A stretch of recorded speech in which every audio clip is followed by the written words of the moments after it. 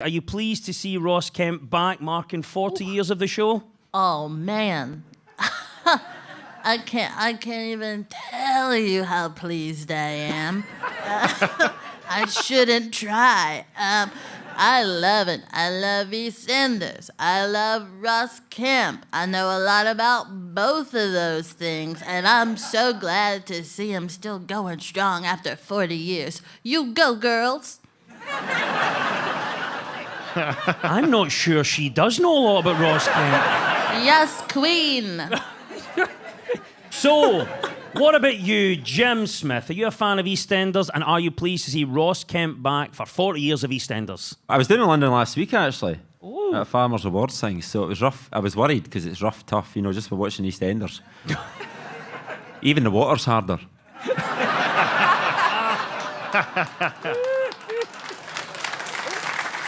At least EastEnders is proper Cockney actors. Yeah. Cockney, mate. Yeah. Beautiful. What? Yeah, nice. Yeah. Oh, lovely, yeah. Yeah. Lovely, beautiful. You're not Yeah. Okay, so you guys can do it, but when I do the Italian one with the hands, it's bad.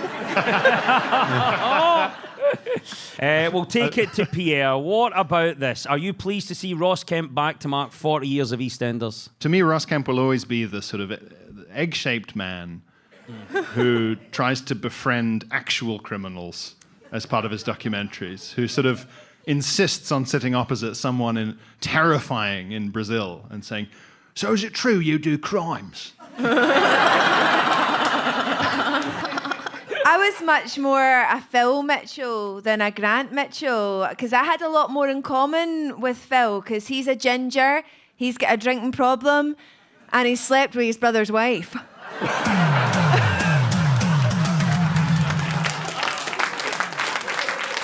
Soap opera hard man Ross Kemp is the right answer. 2 points go to Keema and Jim.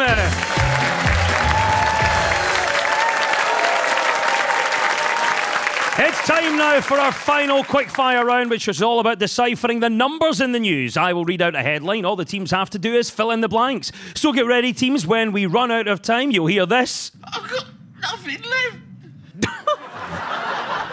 That was Brendan Rodgers there in the 94th minute of the Munich game.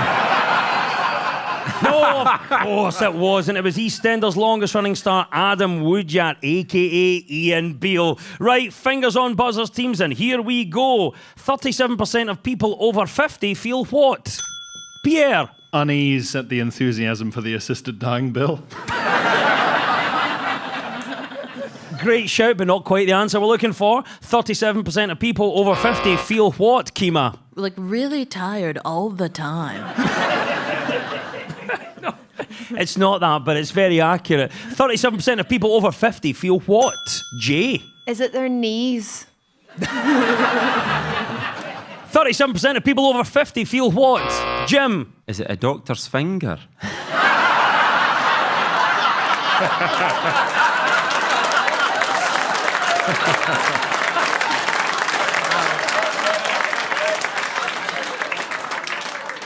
That's got to be right. Come on. The answer we were looking for is this. 37% of people over 50 feel that society thinks they're not interested in or capable of romance. I've got nothing left. Oh, there we go. That's the klaxon. Adam has woodyatted. It means it's all over. And at the end of the quiz, our winners this week are Keema Bob and Jim Smith. And commiserations to Pierre Novelli and Jay Lafferty.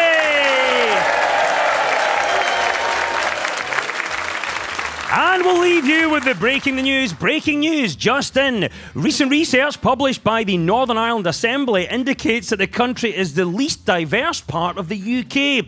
This is following a census which contained only one question. What school did you go to?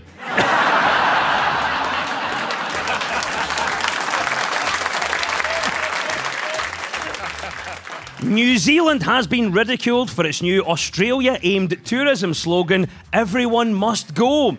Scotland had much more success attracting Aussies with their own three-word slogan, "Bar staff wanted."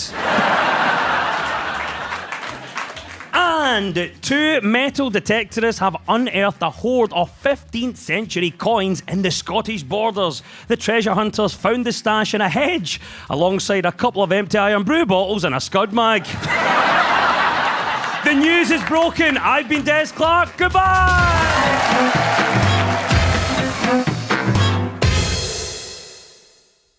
On digital radio BBC Sounds and your smart speaker.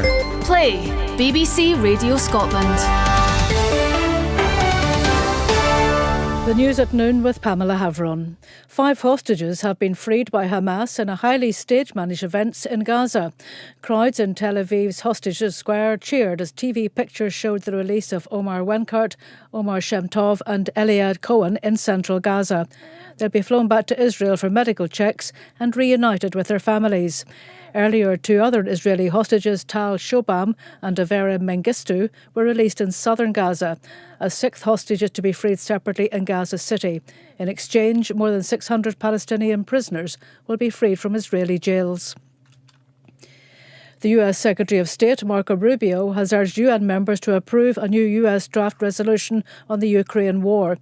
Diplomats say the proposal omits any mention of Russia occupying Ukrainian territory.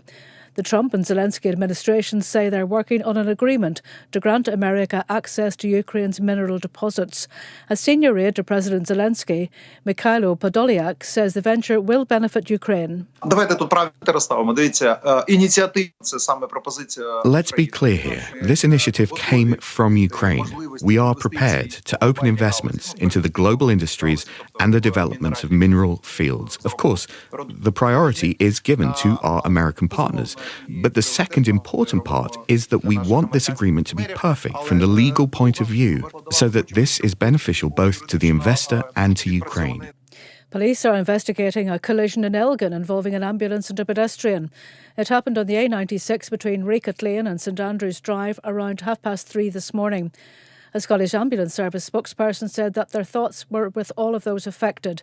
The area around the scene of the incident is closed and diversions are in place. A 3-year-old boy needed surgery for facial injuries after being bitten by a dog in Irvine. Police are appealing for help in tracing the animal's owner. James Delaney reports. Police say that the boy was bitten after he was approached by a dog without an owner in Leven Place in the Castle Park area around 6 o'clock on Thursday evening. The child received facial injuries and needed surgery at University Hospital Crosshouse. The dog, described as a cream-coloured Staffordshire Bull Terrier type, was last seen running off in Leven Place.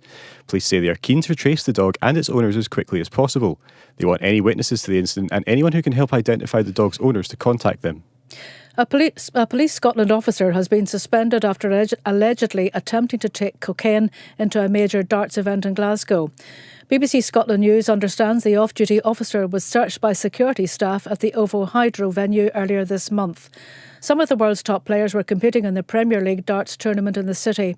A Police Scotland spokesperson said a 32-year-old man will be reported to the Procurator Fiscal in connection with a drugs possession offence in the Glasgow area that took place on Thursday the 13th of February 2025. A spokesperson for the OVO Hydro declined to comment on a police investigation. That's the news. Now time for the sport. Thanks. The Calcutta Cup clash at Twickenham this afternoon as Gregor Townsend's Scotland side aim to inflict a 5th successive defeat over England. The achievement would be a first ever spanning across the 153-year history of the fixture. There's live radio commentary from the Six Nations at 3 o'clock. Celtic versus Hibernian is the early kick-off in the Scottish Premiership. BBC Radio Scotland Extra has live coverage next. And Open All Mics with Sports Sound is around the grounds from 2 o'clock. Second versus third in the Scottish Championship as Scott Browns Ayr United welcome Livingston to Somerset Park. And Scotland-based Martin Macaulay faces Joseph Parker tonight in Saudi Arabia after Britain's heavyweight champion Daniel Dubois withdrew with illness on Thursday.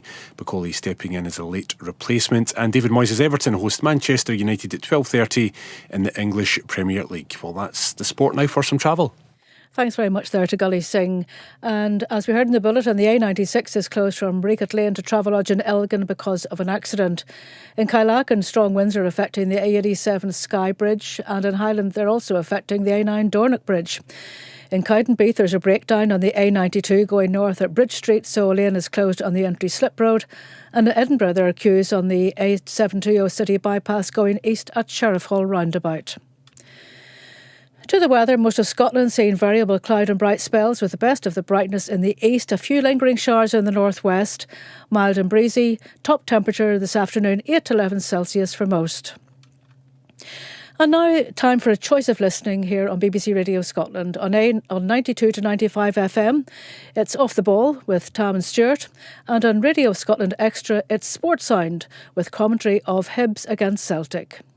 This is Sports Sound from BBC Radio Scotland. Welcome to Sports Sound with me, Kenny McIntyre. A busy day of league action ahead with 5 games in the top flight, kicking off with Hibs against Celtic at 12:30. We'll have the 3 o'clock games covered on Open All Mics with the option of online commentary of Rangers against St Mirren.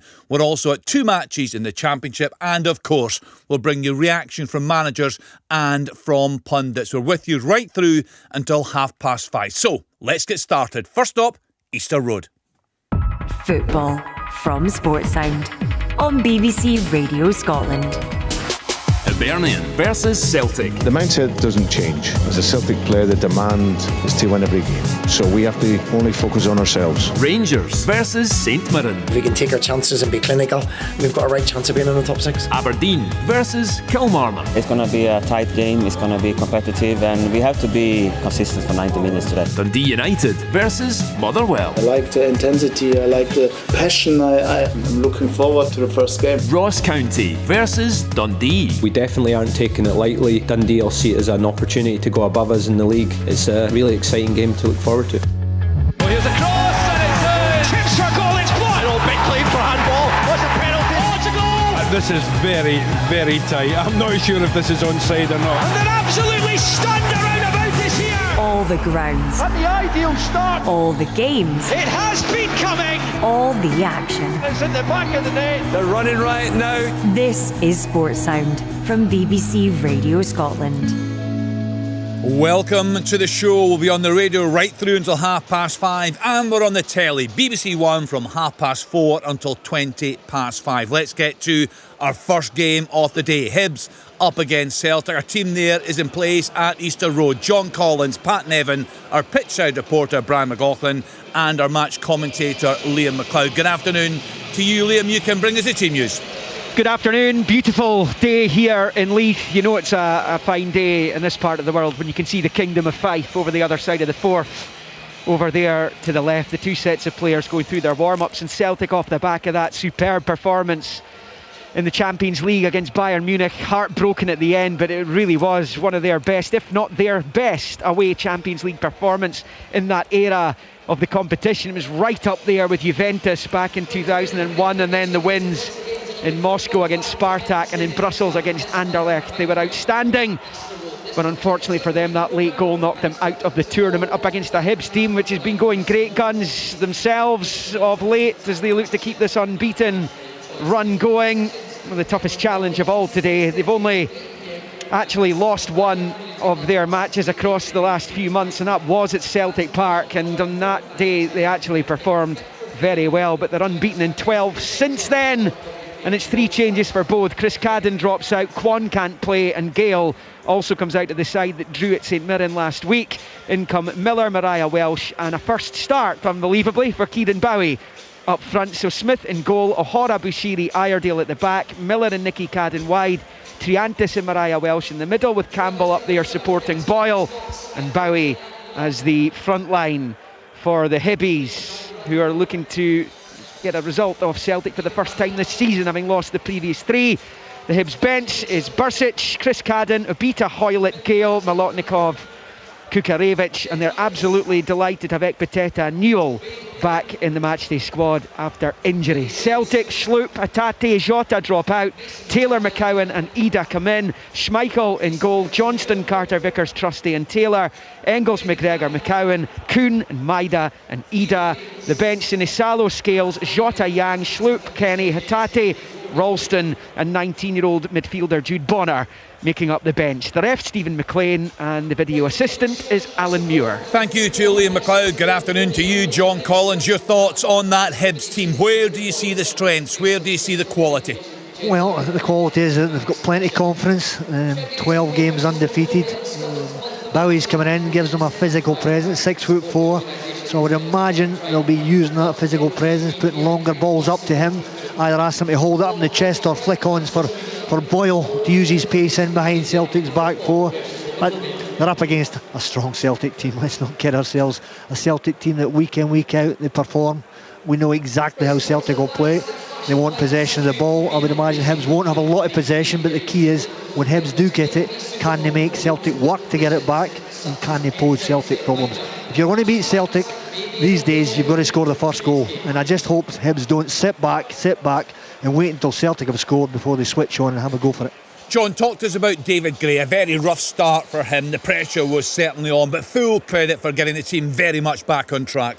Well, he was under huge pressure, 2 months ago? And I think the key game was here at Aberdeen. I think the 3-3. It looked like if they'd lost that game, he may have lost his job. But all credit to him. I thought his interviews after games, after disappointing last-minute goals conceded, he kept his calm, kept his composure, and he sounded like he believed in himself. And often when players listen to their manager, they think he does believe in himself. And thankfully for Hibs, they've turned the corner. They're not getting any stupid red cards. They're not conceding late goals, so the results have changed.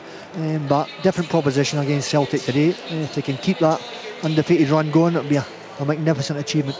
Good afternoon to you, Pat. No great surprise, given the midweek exertions, that Brendan Rodgers had made some changes. You were at the Alliance Arena, Pat. Talk to us about the performance you witnessed from Celtic that night. Oh, it was incredibly special. A brilliant night in some ways, but obviously heartbreaking, as we all know. But the effort from Celtic, but the willingness to keep playing, the willingness to be brave enough to take the ball, to not exactly, throw punch for punch against Bayern Munich, but not be cowed in any way at all. I love that bravery, just to get on the ball. Work rate from everyone, it was fantastic. Tactics from Brendan were phenomenal. There was much of it was 4-4-2. Hatate was playing up front, basically. It was all a little bit. His running levels, we know what Maeda does with his running levels as well, but there were so many superb performances. He had to ride a luck now and again, but then so did Bayern Munich because Celtic had created so many chances. I'll be honest, I think they were running out of gas. And that last half an hour, had they managed to get there, might have been a step too far as well. But it was heartbreak, and they deserved to get that opportunity because they played really, really well. And apart from anything else, what a lift that gives to your confidence that you can go to Bayern Munich and just stand there and take it. After John and I were talking beforehand, they get a bit of doing in the first half of the first game, but they still came back. Great personality. Yeah, Brendan Rodgers, John, he spoke about the discipline combined with having no fear. He described it as an outstanding performance and one that restored their European credibility. And I think he's 100% correct. Up against the big boys, and they went toe-to-toe. Don't get me wrong, Bayern had chances to score, but I don't think there's many people in Britain after the first 40 minutes of the game at Celtic Park thought Celtic could go to Munich and put in a performance where they'd have chances, create good chances. So Brendan, he's done a wonderful job. We know the type of coach he is. He likes his team to have possession of the ball, and even week in, week out, it's easy here in Scotland because the team opposition often just kicks it back to you. But when you step up into the Champions League, you've got to work to get it back. They make you work, so when you do get it, you've got tired legs. But Brendan emphasised the key, bravery. And bravery, what he means with bravery is every single player wanting the ball when they're tired, when they've done 30 doggies chasing it against Bayern, and that's what he got off his players. Everybody was making angles to receive the ball. And when you've got that on a football pitch, you've got options. Football becomes easier and more enjoyable. And Pat, that European credibility is so important, not just for Celtic but for Scottish football as a whole. The type of performance that makes people sit up and take notice. Absolutely, there's been many times when they've sat up and taken notice for the wrong reasons, and it's horrible. You have to try and explain to people the reasons for these sometimes really bad results, but that one makes a difference. And if you look at the entire European campaign, it's 2 defeats for Celtic in that European campaign. That's brilliant at that level. That is absolutely superb. And we're asked a lot of questions, and so many times they could have basically sunk without trace. After the Dortmund game, they could have sunk, but they didn't. After the first half, as John says there, against Bayern in the first leg, they could have sunk. They didn't. And I think that, as much as the results and obviously the performance in that last game there, I think that's made everybody sit up and say, yeah, they're not bad. Now, you talk about people sitting up and watching in Europe, right? Aye, very good. I don't actually care much about that. I'll tell you what I care about. players in Europe sitting up and taking notice, thinking, hey, that might not be a bad team to go to, because Brendan has to strengthen. He needs a deeper squad if he's going to go further into the the top European echelons. Pat touched on this, John, and Brendan Rodgers also spoke about it midweek, how much the players will have learned from this European run. The word that has been used many times in this programme is maturity. Well, you learn from each and every game you play. And the test for them in Europe is when they don't have the ball, because every single week in Scottish football they've got 75-80% of possession, and that changes when you go against the big boys in Europe. Often it's 50-50 and often it's 60-40 against, and they've learned to deal with that. I think this, especially against Bayern in the first half, they stayed deeper, more compact, less possession, and that's always a challenge for Celtic at Celtic Park with the home support pushing them. They don't like seeing Celtic not having the ball, but you've got to have discipline. You've got to realise and be realistic. You're up against top quality players and they will keep the ball off you, and I think they've matured, this group, and Brendan will be delighted. But as Pat's just touched on, the challenge for Brendan now is in the summer is strengthening again, and that is probably the hardest thing in football. Is spent now. Everybody knows Celtic's got lots of money in the bank, but it's spending it wisely. Anybody can spend it, anybody can buy, but you've got to buy better than you've got, and that's the challenge for Celtic now. Opposition, people that are going to be selling to Celtic, they know Celtic's got money in the bank, so all of a sudden players that were maybe getting for 5 million or 6 million, the selling clubs just say no, we're wanting 16 million, we're wanting 13. So it's going to be harder than people think. There'll be people driving at the game today thinking we've got lots of money, we're going to buy, it's easy to buy better players now. It's not always the case.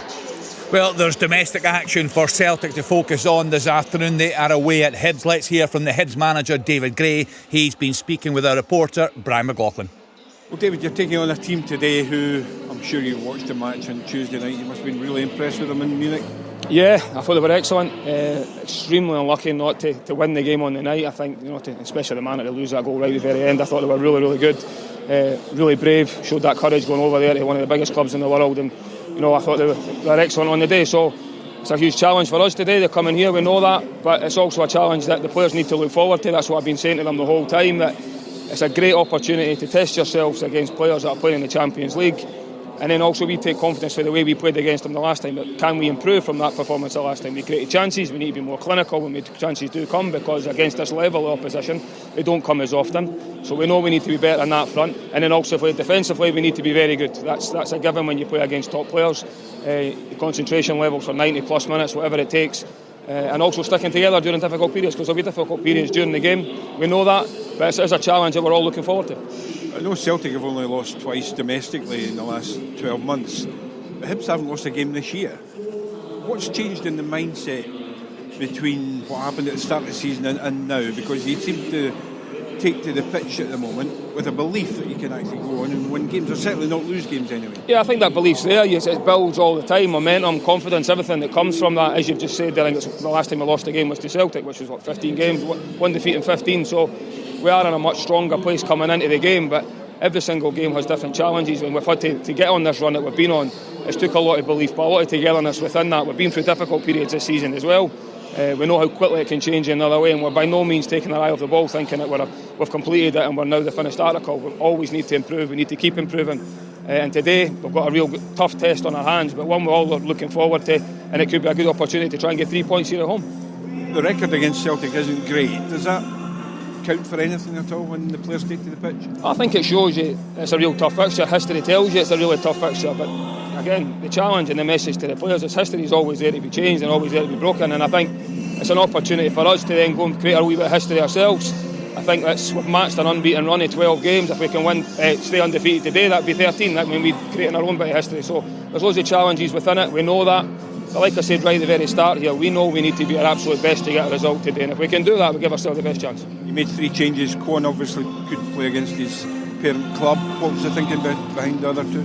Well, as you just said there, Cohen can't play. I think Kieran gets his first start. I think he's been working really hard towards getting the start, and it's the next progression for him, having been out for so long. So I'm really looking forward to seeing how he does. He did well when he came on as a sub here. He did, yeah. He's one of these guys. He enjoys the physical side to the game as well, so we're going to need him to be able to hold the ball up and get us up the pitch at times.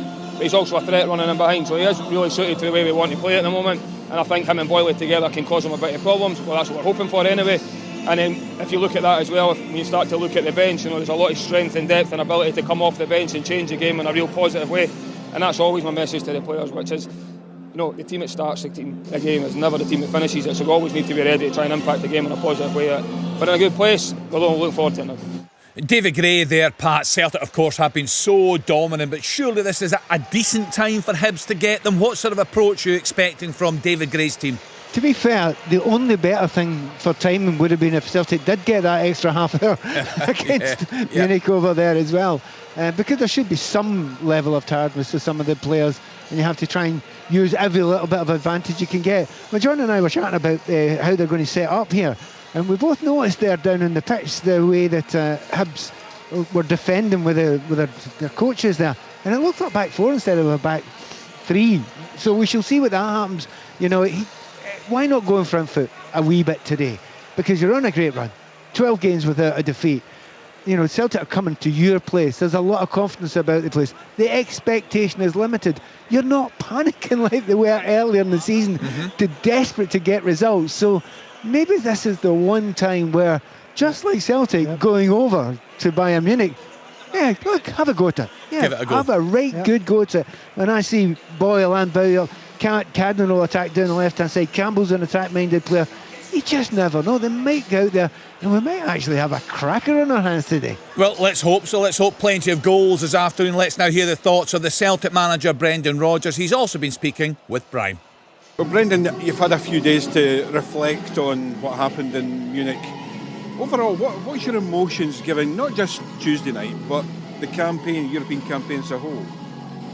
Yeah, I was very obviously pleased. I think that we'd set out to make a mark in it, and again, like I said before, a credibility at the level. And I thought obviously performance-wise we were very good, and it's consistent over 10 games, apart from one, which I think we showed at the end of that it was a freak result really for us. But very pleased with the tactical idea of the team, the energy we had in the games, and obviously the quality in the game of their football, and obviously our defensive mentality. So there were so many really, really good aspects, I thought, to the campaign, and it has given us a nice platform to build, hopefully, for next season.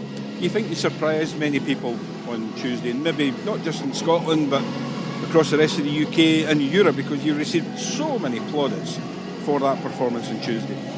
Well, I think the bravery that we played with, I think that my experience over two legs of the knockout phase is you need to be in the second game.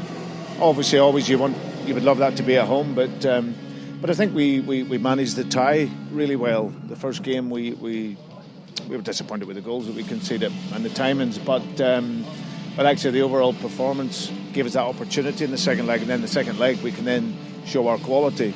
And that's easier said than done, because for the guys to go into that stadium against that European giant of a club, but to show that confidence and ability and resilience and grit, all the things that you need to get a good result. And that's the thing about it. I look at the result and the performance was very, very good. We were eliminated, but so many positives from it. Back to domestic action, you've had this amazing domestic run, Brendan. I think it's just 2 defeats in the last 12 months in domestic football. Just winning your next 7 games and you're going to be crowned champions again. Well, obviously that's the we start with that today. I think it's still a lot of work for us to do, but the schedule that we've had over the last 3.5 months, the players have been outstanding in their professionalism and mentality, and especially after European games, because there's so much goes into that in terms of energy and effort. But we've come out of that, out of those games, and we've been very aggressive in our game, and looking to hurt the opponents with the quality. So it's the same idea again today. You made 3 changes today. Was that with just trying to freshen up a little bit? Yeah. I just think thanks of Jeffrey, who was great during the week. That was his first sort of full 90 minutes of the season. So Greg can come in. He knows the stadium. He's played very well. We got another game on Tuesday. So just freshen up each sort of line of the organisation. But Luke's come in and been really good for us anyway. And and of course Big Adam coming in giving us that reference up front. So yeah, we've done it all the way through the season when we've had the midweek games. And as good as Celtic have been domestically, Hibs haven't been bad either, have they? They've not lost a game this year. Yeah, done very, very well. I think it was the last loss was probably against us, and so yeah, it's a great credit to David, the players, the staff, because it was a challenging start for them with the pressure of Hibs being a big club up here in Scotland, and they've turned around really well, playing with confidence, and yeah, it'll be a really, really challenging game for us today. Brendan. Good luck. Cheers, Thank you. Brendan Rodgers there, John. Another opportunity for Luke McCowan to show what he can do today. He's done very well since he made the step up, hasn't he? He certainly has. He's a good football player. He's comfortable on the ball, and what I really like about him, he's always looking to play forward. He's always looking round about the box. He's looking to get shots off. He's scored goals. He's made goals. He's done very well. He's been a good signing. £1 million, I think they paid for him. So great value for money. And like Pat, John, are you expecting quite an open, free-flowing game this afternoon? Yeah, without a doubt. We know what Celtic are all about. They stretch the pitch, they play too wide, high, full-backs overlapping. You know exactly what Celtic are going to do. They love possession, they love going forward, and they love scoring goals. The challenge for Hibs is, and the question is, does the manager think the mindset of let's keep it tight for 20 minutes, sit back and let Celtic get control of the ball? I really do hope that's not the case. I always feel that you're at home, let's put Celtic back four under pressure, let's try and get balls into their box. Got a 6'4" centre forward. Can they put Celtic under pressure? Too many managers, when I'm watching teams playing against Celtic, they do the opposite. They sit off Celtic, let them get a feel of the ball, let them get a feel of the pitch. No pressure on the back four, especially when you're at home. You want to entertain, excite your fans. There's only one way you excite your fans, and that's if you're in and around the opposition's box. If you've not got the ball and you're sitting in your own half around with your own box, all your fans are doing is chewing their nails. I don't want to see that. I want Hibs to be brave early in the game. Go for it. Nothing to lose. If you go for it and you lose 3-4-0, so what? You're up against the best team in the country. If you go for it early, get a goal in front, all of a sudden the stadium lifts. Your players seem to be a yard quicker. Everybody wants the ball. Fingers crossed I get that from Hibs today. Yeah, let's hope so, Pat. We've spoken a lot about the Cadden brothers on this programme. Very, very good. You know, when Cadden come in the summer, he's been Nicky Cadden. He's been a great addition to the squad. Chris, of course, was already there. But what we've also seen in this run of form is an improved Martin Boyle once again. He looks a serious threat again. He does. Well, he's an actual goal scorer, first of all. And pace, as John mentioned earlier on there, is very, very important. Going to be tough against, you know, a couple of centre-backs who have been absolutely brilliant recently. I have to say, we talk about all the efforts that Celtic players went to over at Bayern Munich. Trusting Carter Vickers keeping that forward line quite quiet for lots of periods of time was impressive. And Trusty in particular, he's lightning quick. So an interesting little battle between those players as well. But you need a goal scorer. You need someone who, when the half chances arrive, is capable of taking them. There's no doubt in my mind that Martin Boyle is one of them. And if Kieran Bowie puts himself about a bit, you know, a little bit of space, you know, players who play off strikers, they just want them, you know, to be a battering sometime to make sure that space is developed. And that's what I think that's what David Gray's thinking is today, to do that. So it might be going long now and again, but certainly Martin Boyle's the one. If you're expecting anyone to score, he's the most likely. But then again, Rocky Bashir, he's been putting a few away recently as well, hasn't he? He has, and what a fantastic character he is. We're just about to get underway at Easter Road. A reminder of what we've got coming up for you. Rangers against St Mirren. There's an option of online commentary from that one. Of course, it's covered on Open All Mics. They all kick off at 3 o'clock. We're also at Dundee United against Motherwell. The first game in charge for the new Motherwell manager, Michael Vimmer. Aberdeen returned to winning ways in the league last weekend. They're at home to Kilmarnock. I think their best performance of the season last weekend down at Rugby Park. Ross County, they've found some form on the road in recent weeks. They're at home to Dundee this afternoon. Dundee currently occupy that relegation playoff spot, and we're at 2 games in the Championship today. Ayr United against Livingston. That's a huge match after Falkirk's very convincing victory last night at Capello. And we're also at Partick Thistle at home to Airdrie. Thistle, of course, sacking their manager Chris Doolan during the week. So all that to come. Open All Mics will kick off at 3 o'clock this afternoon, but it's time now for our first action of the day. It's Hibs against Celtic with John Collins, Pat Nevin and Liam McLeod. We are in the port of Leith for the early kick-off. Hibs against Celtic for the 4th time this season. Could be may well be, and probably likely to be, 6 games between them this campaign, assuming Hibs manage to finish in the top half of the table, because they will do battle again 15 days from now in the quarter-finals of the Scottish Cup at Celtic Park. Hibs having the misfortune of going there in the League Cup as well, the toughest fixture of all, and this one will be just about as challenging against a free-flowing Celtic side, buoyed by their performance, if not outcome, on Tuesday in the Allianz Arena against Bayern Munich. It was 1-1, but it looked like they were going to win in 90 minutes and take it to extra time before Alphonso Davies cancelled out that Nicolas Kuhn goal. Celtic also looking for a 6th win in a row over Hibernian, but this has been a problematic venue for them.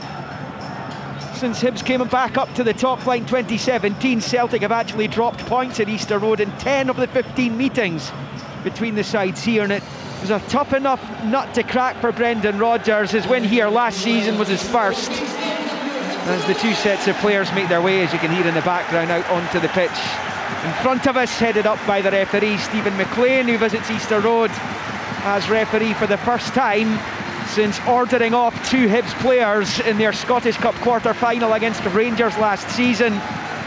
One of them starts this afternoon in the shape of Nathan Mariah Welsh. He also sent off Jordan Obita, who's amongst the subs. They are unbeaten in their last 12 and 1 defeat in 15 for the Hibees. That was at Celtic Park, but there's a little asterisk beside that, because Hibs played really well on the day, and on another day might have taken something from the match. And unfortunately for them, Mikola Kukarevic didn't have his eye in that day, as he missed 2 gilt-edged opportunities to score in Glasgow. Celtic have only lost 2 of their last 13. They both came in the Champions League to Aston Villa and to Bayern Munich. That's since losing at Ibrox. And in the league since that game in Govan, played 7, won 6, drawn 1. They've scored 24 goals to the concession of just 5. They are top of the table by a stretch, and they could have it wrapped up before the split. If they win all 7 games, they know that they will have it wrapped up before the split. And that culminates with a home game against Kilmarnock. Celtic have sealed the title a lot of the time in recent years away from home, but they might well, and it depends what Rangers do, have the chance to do it in front of their own fans. Callum McGregor heads off to the Celtic huddle off to our right. They're in their change colours, the canary yellow shirts with the green shorts, yellow socks. Hibs in their green and white. Hibs line up with Smith in goal, O'Hara, Bushiri, Iredale, Miller, Triantis, Mariah Welsh, Nicky Cadden, Campbell, Boyle, Bowie. Celtic, Schmeichel in goal, Johnston, Carter, Vickers, Trusty and Taylor, Engels, McGregor, McCowan, Kuhn, Maida, Ida. Stephen McLean's the ref, as I say, and Alan Muir is the VAR. And Hibs will kick off in the Leith sunshine here, shooting from left to right, as we watch from away up in the heavens at the back of the main stand, right in front of the TV cameras.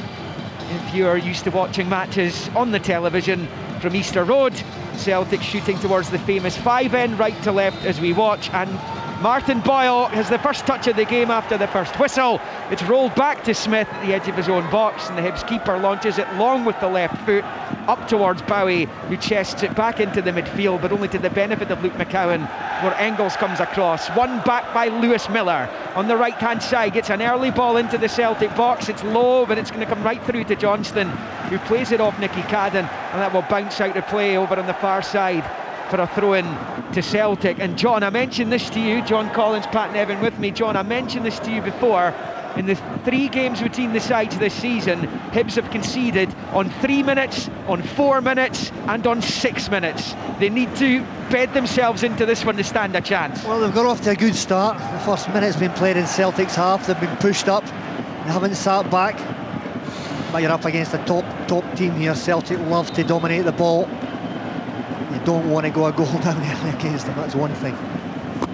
It is a throw in to Hibernian over on this near side. Lewis Miller right in front of his manager, and what a recovery it's been from David Grave. You go back and watch his post-match interview after they lost here to St Mirren in November. He looked not quite a beaten man, and it looked like he was running out of answers, though he did say he always had the belief that they could turn it round, and wow, they have. But here comes Celtic. It's Engels with the low ball into the Hibs box, looking for Maida, too close to Smith, who, again, there's another example of someone who's come in and helped turn the ship around. You could probably look at Jack Iredale and Nicky Cadden coming into that category as well. They are the three who have really stepped up for Hibs during this wonderful run. And Mariah Welsh has knocked it to Giantes. He's got it through to Campbell. He's in here. Goal! Hibs score! And it's a brilliantly taken goal by Josh Campbell, right in front of the Celtic supporters.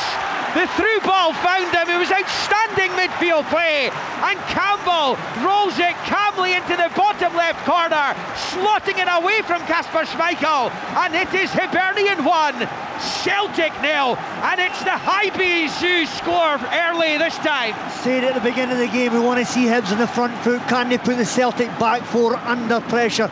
They've just played right through the Celtic midfield. Looks the gap's just opened up in the Celtic back four. He's just stepped forward. Josh Campbell, the pass is into his first one touch, second touch, just passed it into the corner of the net. Terrific from him. Apart from anything else, it's a beautiful goal. It's all on the ground, passed brilliantly. And what you're saying beforehand, are they going to go long, Hibs? Well, they can do that, but they can also pass it out. No one panicked in that move. Came from the right back sort of area, kept the ball, passed it through, and the comfort at which Campbell gets the ball, and as you say, John, passes it into the net. Game on.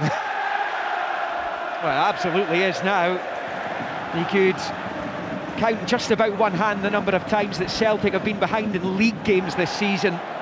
They generally have the answer though, and Hibs have certainly given them something to think about. It's a third goal of the season for Campbell. As Pat was saying, it was brilliantly worked, it was good play, well sculpted, and it's a really good finish from Campbell as he calmly knocked it past Schmeichel. And that's a long clearance from Jordan Smith. Kasper Schmeichel's kept 23 clean sheets in his 41 games coming into this one. He's not been beaten often domestically. Here's McCowan, who's of course a huge Hibs target in the summer transfer window. He's found Johnston to his right. It's ball into the box, headed away there by Bushiri, helped on its way by Iredale into the Celtic half for Carter Vickers, hoists it forward. Cushion header by McCowan, out to Kuhn on the far side. Flips it through, looking for Ida, too much on it, and Smith will let it go past him for a goal kick. But David Gray must be delighted down there. I mean, this has been one of the most astonishing turnarounds that we've seen in the Premiership, nay, the entire SPFL, over the last few years, because this current run, which is one defeat in 15, directly followed a sequence of just one win in 11. Spectacular. What do you put it down to? I think there's fine lines in this league between winning and losing. They were losing games that they probably did not deserve to lose, and all of a sudden it's flipped. A few of the 50-50 decisions have went their way, and all of a sudden they've won 2 or 3. And the wonderful word in football is confidence. All of a sudden players start wanting the ball, they start believing in each other, and the results just keep ticking along. Do you know what's handy? Keeping 11 men in the pitch, which they weren't doing often enough. Yeah, particularly for Hibernian now is they're one up. Are they brave enough to keep on doing this, or are they going to sit back and be a back five, which they've kind of done a wee bit since the goal? We shall see how they react to this. Yeah, red cards, late goals conceded as well from winning positions. They actually tossed away 16 points from winning positions this season in that that first quarter of the campaign. They've got a 1-0 lead over the league leaders and champions here. If you're just joining us at Easter Road, Keenan Bowie, was he fouled by Trusty? Yes, he was, says Stephen McLean. Free kick, Hibs down on this near side, maybe 7 or 8 yards from the main stand side touchline, just about the midway point. It's impressive, Celtic isn't he? territory. Bowie's impressive the way he's holding the ball up. Physicality, yeah, he's a big lad in every way. But you know what? He's not going to be backed up. He's going to be shoved off the ball there by either Carter Vickers or Trusty. 6'7", towers over all the centre backs in Scotland. Yeah, just about. It's going to be a free kick here for Cadden to take, and it's left-footed into the box, drifts to the back post. There's a header over the bar. It was won by one of the Hibs players, might be Iredale, who managed to get his head, or O'Hara on 6 yards. It's gone over the bar anyway, but it's come off a Celtic player last. So Hibs have the corner. That was a brave header, wasn't it? Defender, because there's nowhere else to go there. He's under pressure and he headers it over his own crossbar. You have to be confident with a defender to do that. Hibs looking for a second. Celtic looking a little bit leggy at the moment. Off the back of Mirek. There'll be an out-swinging delivery coming up from Nicky Cadden once referee McLean has had a word with Rocky Bushiri, who got that winner against Ayr United. Recently also scored in that game against Aberdeen, the 3-3, and the 3-3 with Rangers at the start of last month. It's driven in by Cadden and flashed wide by the left boot of O'Hara, and that will be a goal kick. Well, Celtic, but the champions rattled in the early stages here in Leigh. Very much so, and what we're seeing is a Hibs team that's not dropping off. That's the question. Can they keep pressing? Can they keep being brave? Because Celtic have got that pace at the top of the pitch. So often the negative mindset of the defenders is keep dropping. Carter Vickers out to Johnston. He's going to lift it long. Kuhn trying to get in behind Iredale. Driving down the right-hand side. Kuhn nicks it over the head of Iredale. Breaks back to McCown at the edge of the box, but Campbell read the danger, but there was a flag anyway. So the offside would have been against Nicholas Kuhn about 30 seconds before the flag ultimately went up. 7.5 in. Hibs 1, Celtic 0. Not got the ball down much. You know, McGregor in every game will have a period where he controls it. That tends to happen in every game I've ever seen him. And it doesn't matter who you play against, but he's kind of passing them by just now. But, you know, understandably, Hibs are at 100 miles an hour, making sure they can't calmly get in the ball. It's when that period happens, when Celtic get that little bit of control. Hibs, as we say, if they try and get a second goal now, hoping for a bit much, maybe for Hibs fans, that'd be very hard for them to come back for that, maybe. Bowie chasing, Taylor's there. That's not a great header by Taylor. Bowie's onto it, good touch, shoots, and Schmeichel saves. Throws it out to the near side here of the penalty area. Boyle trying to at least win the corner. He's ended up fighting to keep it in play. Brought to the ground by Taylor, and it goes the Celtic players' way in the end. It was a bit of a 50-50 there, but Kieran Bowie got plenty power behind that. It's an excellent save by Schmeichel, who's prevented Hibs from going 2 up inside the opening 9 minutes. Bowie is causing them all sorts of problems with his physical presence. Also, he's moving off the ball in there. He's moved terrifically well and he's caught it sweet. It's an excellent save. Carter Vickers just playing it square to Trusty. And now Taylor on this near side. Long ball, looking for Ida in behind. Ida's going to get onto this left-hand side of the Hibs box. Not the worst first touch, but O'Hara's there. He's put it behind for what would have been a corner. But again, there's an offside flag, this time against Adam Ida. These balls that are being clipped over the Hibs defence, not being timed well yet. Of course, saw Kyogo Furuhashi. He was an expert at timing his run and getting onto those kind of balls. They don't have Kyogo anymore, as Engels battles with Triantis, who brings down the young Belgian. And that will be a free kick to Celtic, about level with the edge of the centre circle to the left of it, inside their own half. They trail 1-0 at Easter Road. Liam, you are right. For Celtic, it's so obvious, isn't it? It's a clip over the top. They just need to get it right once. There is a massive big gap there. Here comes Seldy down the right of the Hibs box now. It's Kuhn at the angle, plays it back square to Taylor. Left foot dink into the penalty area, is cleared by Cadden. Trusty, did he foul Boyle? No, says the referee. The Hibs fan is not happy with that decision. Johnston shuffles away from Cadden on the far side. Infield to Engels. A good challenge there by Triantis again. He's just goes about his business, doesn't he, Nectarios Triantis? Some really impressive performances of late as McGregor goes long, and that's going to come all the way through to Smith as the Celtic skipper apologises to his teammates. Bang on the 10-minute mark in the capital. Hibs 1, Celtic 0. It's interesting to see where they're trying to get the space. McCowan's the one who's playing almost in a 10 position, but they've not got him in the ball yet. And if you play with someone in that position, he's got to go on the ball. Not really got much yet. It is going to be a Hibs ball over on the left-hand side. Free kick, which Cadden takes and rolls it back into his own half for Iredale. It's just the fourth time that Celtic have been behind in the Premiership this season. They have come up with answers most of the time when they have found themselves in arrears, but here come Hibs again, and unfortunately for Campbell, he couldn't quite get the requisite touch to get it through to Boyle, and Carter Vickers sweeps it out to the right for Kuhn. Looks up to a long ball, looking for Maidau, dives to try and get his head onto it. He's gone down as well, giving a little look at Stephen McLean and asking if it was a foul.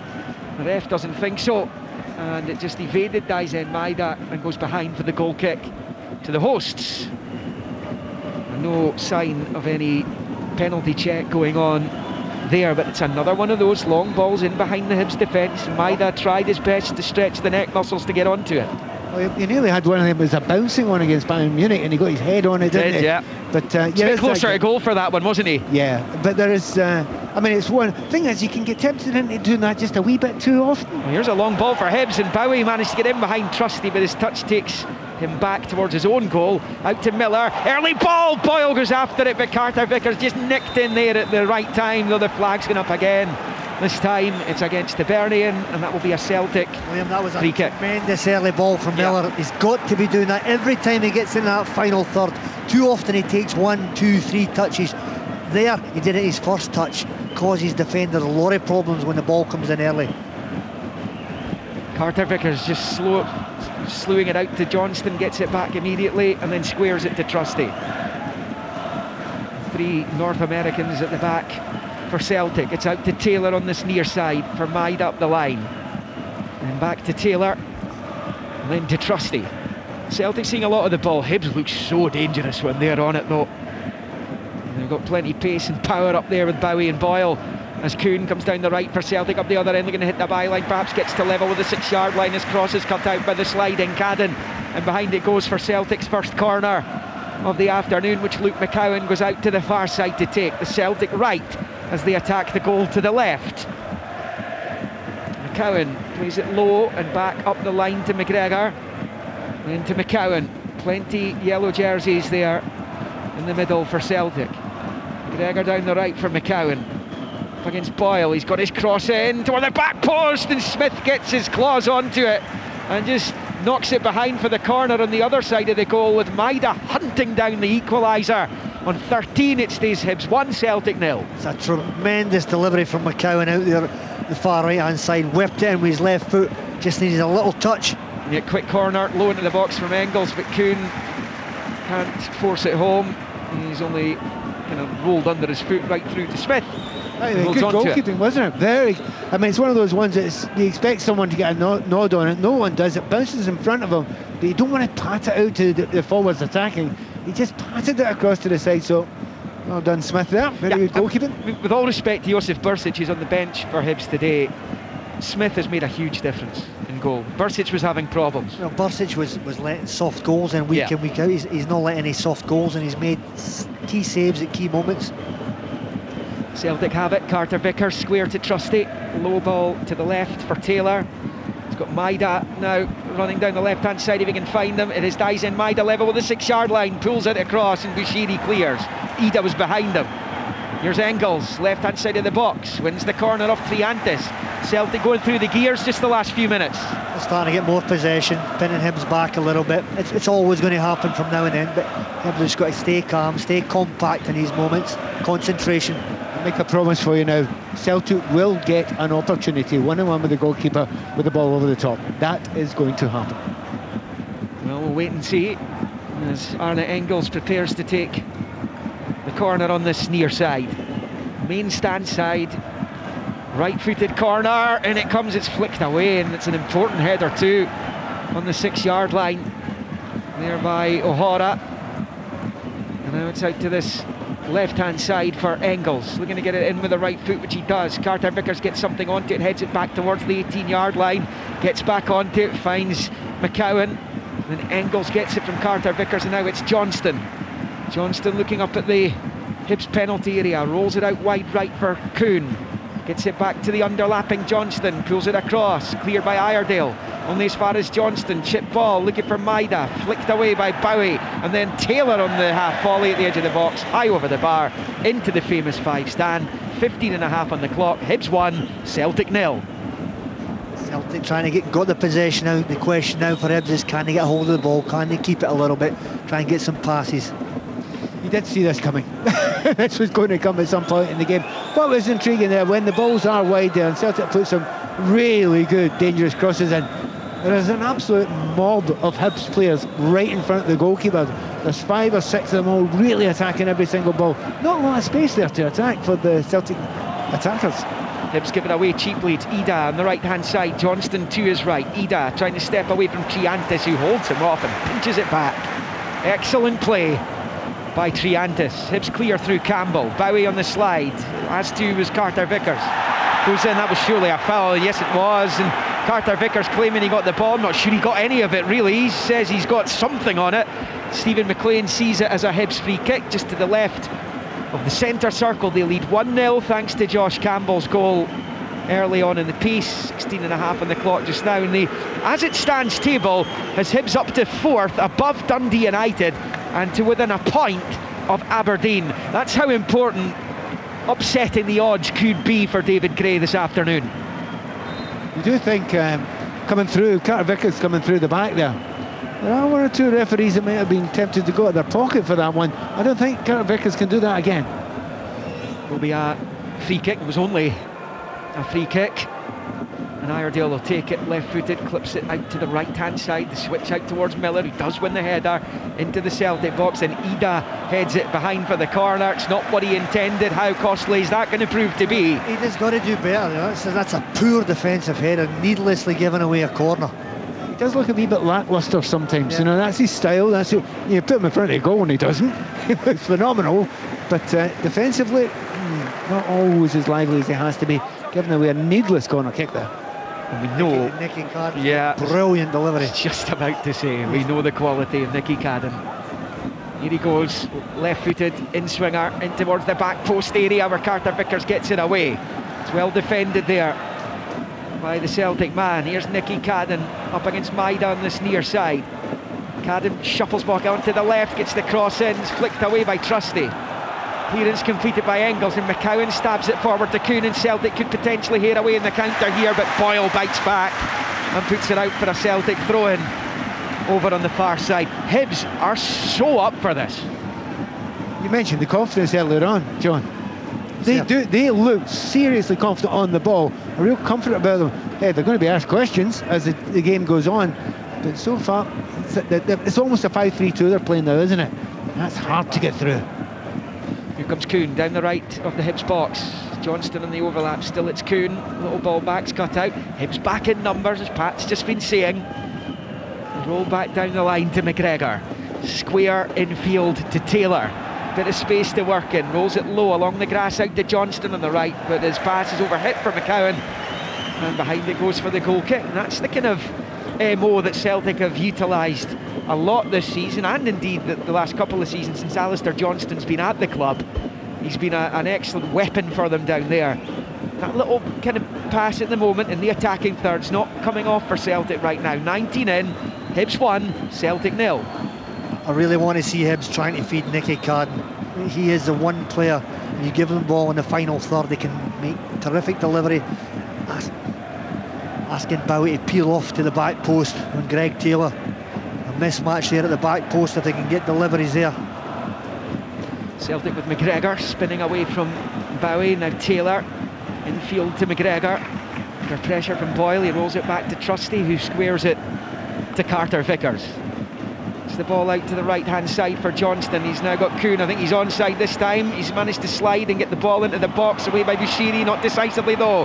Kuhn has it, looks at the goal, has a little pop at it, it's blocked. Wasn't a particularly great effort, but the flag has ultimately gone up on the far side. I thought he looked on, but obviously wasn't. Rocky Bushiri was very lucky there. The ball came to him in the box and he kicked it straight back to Kuhn, 15 yards away from him. He's got to be doing better than that. It's just so tight with those offsides, aren't there? I mean, the referee can't do anything about it, neither can the assistant referee over there on the far side. He has to wait till the movement stops, till he puts up his flag. It's probably happened 5 or 6 times so far. One of these times he's not going to put that flag up, clearly. Yeah, I mean, you can see why that rule's frustrating for players and for supporters alike, but they'd be even more annoyed if they didn't let the move come to its natural conclusion and it ends up in the net, and after a VAR check it ends up being onside. What would you rather? That's the issue. I'm with you on that one, Liam. Absolutely.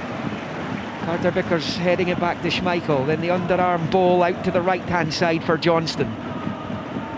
Low ball square back to Carter Vickers, who turns it to his left for Trusty, and out to Taylor. Celtic seeking a route back onto level terms. They trail 1-0 thanks to that early Josh Campbell goal inside the first couple of minutes.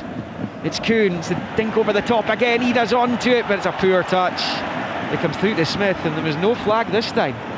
That was offside. That was the most obvious one of them all so Maybe far. Just letting the advantage go because it was back in Smith's grasp, but that's a slack one out of defence by Iredale, straight to Callum McGregor, who scored here earlier in the season, rolls it back to Maida, and his effort charged down brilliantly by O'Hara.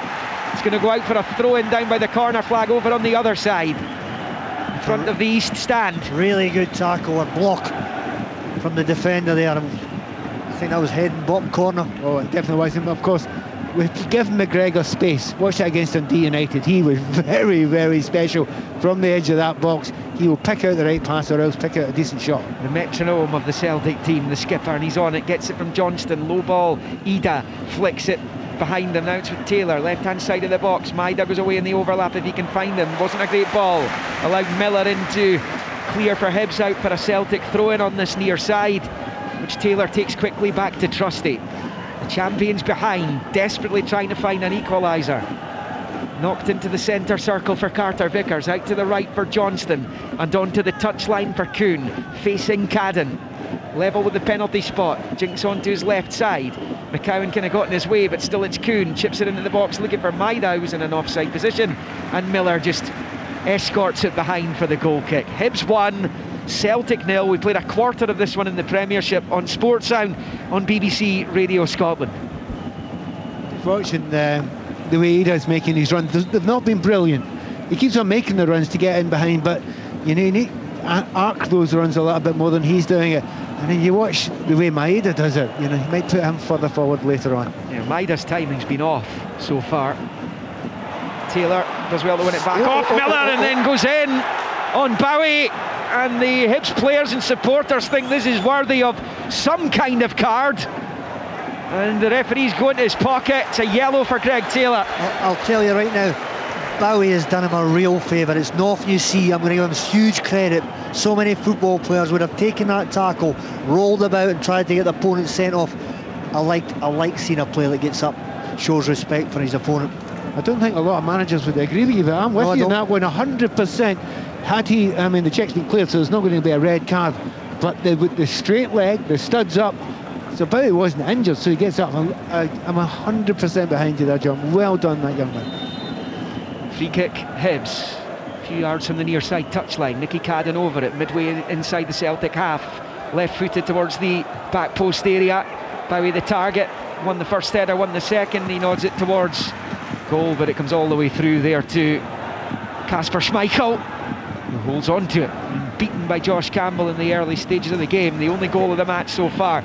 This fixture generally averages 3 goals a game. It's generally 3 or 4 you see between the two sides, and that's going back to the turn of the century. Not too many are low-scoring affairs between these two. I think there's a lot got to do with the two football clubs that fans demand open football when they possibly can. To come later, open all mics: Aberdeen, Kilmarnock, Rangers, St Mirren, Dundee United, Motherwell, Ross County, Dundee. There's also that Ayr Livingston game in the Championship. Huge games across the country to come later. And of course the rugby, which will be on 810 medium wave and on extra right here. England, Scotland looking to win the Calcutta Cup for a 5th successive year, and potentially a 49th as well. England, Scotland in the Six Nations. Kick-off 4:45. The rugby frequency split will happen at 3. Open all mics will continue on FM. Here come Hibs with a lead, and Nicky Cadden tried to ease it through to Boyle, but it's cut out. Celtic were a bit stretched at the back there as they gave it away in the Hibs half of the pitch. As Kuhn, who's over on this left side at the moment with Maida through the middle and Ida over on the right. Not sure if they're just out of shape, out of position. But anyway, it's Carter Vickers who flashes it to the left of the centre circle for Taylor, out to Kuhn, misjudged by Miller, and Kuhn's away, driving at the penalty area. Engels in the overlap, and the pass overhit again, this time by Kuhn, who rubs the back of his head and wonders what happened there, because Engels was in an excellent position left hand side of the box. Kuhn shaking his head. He knows with his quality it's a simple little pass to the byline. He's got to get the weight of the pass better there. It's not the first time that's happened for Celtic this afternoon, is it? I think both of us have got our chins on the desk here. You should never play that long. You are in a brilliant position there. There's lots and lots of space just to roll them in there. That's a poor pass, poor final pass. Celtic have only lost twice domestically in the last 14 months. They lost to Hearts at the other side of this city last March, and the only other defeat was at Ibrox at the start of January. Unbeaten domestically outside of those 2 games in more than a year, and they're trailing here at Easter Road. I don't think they're panicking though, not even a half an hour gone, and they're getting a lot of the ball in a lot of those areas. They absolutely believe the chances will come. Yeah, and here they come again down the right. Johnston brilliantly defended by Iredale. That's a strong challenge which puts it out for a Celtic throw-in on the far side. The thing that will give David great comfort, apart from the fact his team is in the lead, is that they defended pretty well. Yeah, they've got the important blocks, all the central defenders. Celtic players look like they're going to get a cross in or a shot in, and they've got the blocks, perfect timing. But this pitch is really, it's made for this system and the style of players Celtic have. Wingers, nice big wide pitch, and they're stretching the game. Hibs will get tired if they don't get a hold of the ball. Here's Kuhn, wide in the right, skipping infield now into a more central position. His ball forward, cut out again. It's Triantis this time. Bounces out to this near side. Greg Taylor over it. Stepping away from Mariah Welsh, and he brings the Celtic left back down. That will be a free kick to the visitors just inside their own half. Actually delighted with earlier on there, that tackle you talked about with Johnson over the far side. I think it was with Iredale. Yep. Both of them went into really strong tackle. Both of them just got and gone with. Good attitude. Tester for the offside flag. It's Kuhn down the right. It's too high for Ida. Headed away by O'Hara. McGregor takes a touch at the edge of the box. He just evaded him though, and O'Hara can clear again. Boyle away from Carter Vickers. There's the flag. How many offsides have there been? Time and time 5 or 6 now, yeah. The law of averages. The attacking player will time it right. But so far so good for Hibs. Their timing's been good. They've been stepping up together as a unit. It's just that wee bit harder, and early in the game, the line's okay, but you do not give the midfielder a chance to get his head up and play the pass. And that's easier to do the earlier in the game. Yeah. Later in the game, it's harder to close that guy down. And if you give McGregor opportunities to get his head up and play the ball in behind there, eventually he will, as the game develops.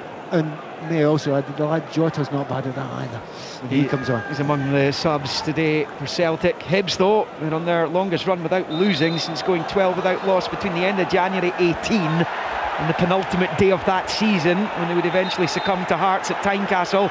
It was under Neil Lennon, who's behind us working for telly today. If they can avoid defeat today, Hibs, they'll go 13 unbeaten for the first time as a top flight side across all competitions since 1978. It's quite remarkable.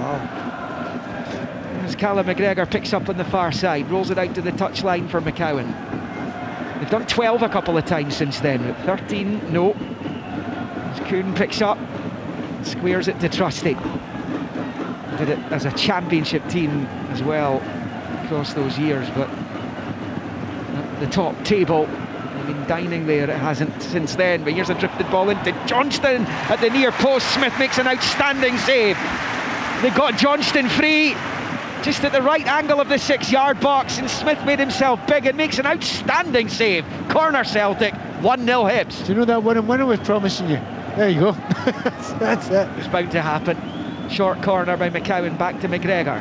To McCowan, level with the penalty spot, taking on Mariah Welsh. Little ball across is cut out there by Boyle, and that will be another Celtic corner as they continue to crank up the pressure on the half hour here. Luke McCowan out there to take. Hibs were desperate to bring him to the club in the summer. Celtic gazumped them, and it's McCowan's corner. This time it's straight into the box, headed away by Miller. McCowan goes after it, caresses the ball back to Kuhn, looks up, and then it's a chip ball. Not sure that's what he intended. It's too high for Maida, and Triantis leathers it out for a throw into Celtic, a bit level with the Hibs 18-yard line on this near side.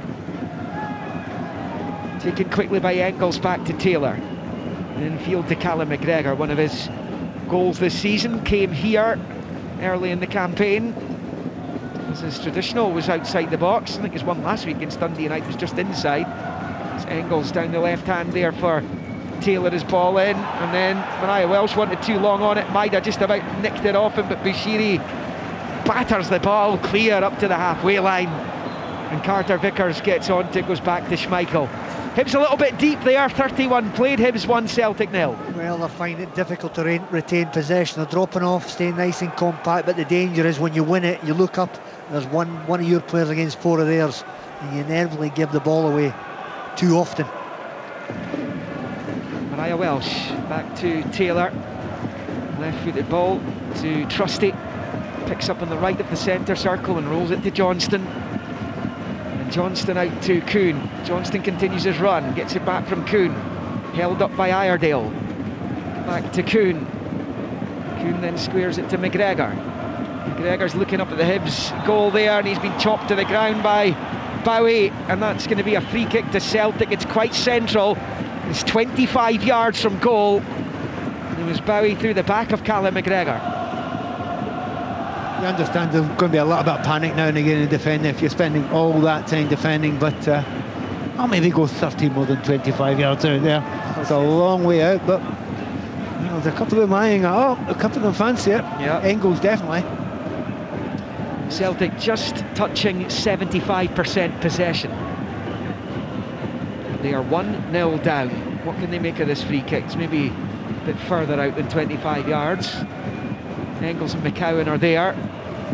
Certainly favour the right footer, which would be Engels. What does he do here? McCowan steps over it. It will be Engels. It's low, but it's a comfortable take for Smith on the left-hand side of his goal. No dramas for Jordan Smith. Hibs 1, Celtic 0. Yeah, poor effort from Engels. He'll be disappointed. He's usually got a better strike than that in him. Easy for the goalkeeper. With Bushiri, knocks it forward looking for Mariah Welsh. It's ended up going right through to Boyle, who might have been fouled by Taylor. Didn't go down, and ref's happy for play to continue, and Miller wrestles it off Maida on the near side, and Miller forward here for Bowie, probably offside here, but they're going to have to play to the whistle or the flag. Bowie's inside the Celtic box, rolls it back to the edge, and Schmeichel saves from Josh Campbell, but the offside flag does go up. But you've got to keep playing. You've got to play till that flag goes up. And in fairness to Celtic, they did, albeit Hibs got the shot away, and Schmeichel made an important save had the flag not gone up. And of course it did, so it doesn't go down in the annals. Yeah, it does help if you're a Hibernian player to get a little break now and again, because it's so exhausting to chase it when you've not got the ball, you're defending all the time, you're concentrating to that level all the time. A little break now and again really helps. And here's another one. There's Boyle. Picking up in the midfield after Hibs won it back off Engels on the near side. Skipper Boyle. Back to O'Hara, forward to Mariah Welsh. Bowie gets the break of the ball. Ball forward, looking for Campbell's cut out, but it will come back to Martin Boyle here. Now Mariah Welsh, couple of Hibs players are down. Hibs playing on, in fact 3 Hibs players are down. Wow. And eventually they get a free kick for one of them. Boyle, Mariah Welsh and Bowie all hit the deck there in the space of about 5 seconds. Hibs 1, Celtic 0, just over 10 to the break. Bowie's the interesting one, isn't he, there? Because holding his back when he went down, it's hard to see where that happened there. It's been a frustrating start to life in Hibs for Kieran Bowie, and that injury, which came right at the start of the season, pretty much.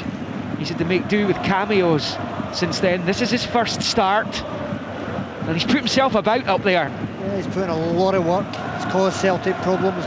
Probably only the last 60 minutes, I would imagine, at the most. But he brings them something different. Hibs free kick as they look to double their lead. Boyle and Nicky Cadden are over it. Kuhn is the closest Celtic player. Boyle takes it into that dangerous corridor, and Schmeichel tips over from Campbell. Campbell's header. Offside. But there's the offside flag for about the 106th time this afternoon. Stays 1-0 Hibs. It's another, again, Schmeichel doesn't know that. That is a brilliant save that won't be put down in the records. Brilliant save, but brilliant delivery from Martin Boyle. Yeah. It's a defender's nightmare, and a goalkeeper's just bent in between the goalkeeper and the back four, just begging to be hit. There's a long one for Bowie to chase. Carter Vickers had to be careful, gets the touch onto it, and he's put it behind for a Hibs corner. This has been a good minute or two for Hibs. They've been in the Celtic defensive third as they try and hunt down a second goal. One of the things about Schmeichel, look, he's a world-class goalkeeper, and a shot stopper, absolutely brilliant. Do you know the ones where some keepers come and control their area, 6, 8, 12 yards out? He's not one of them.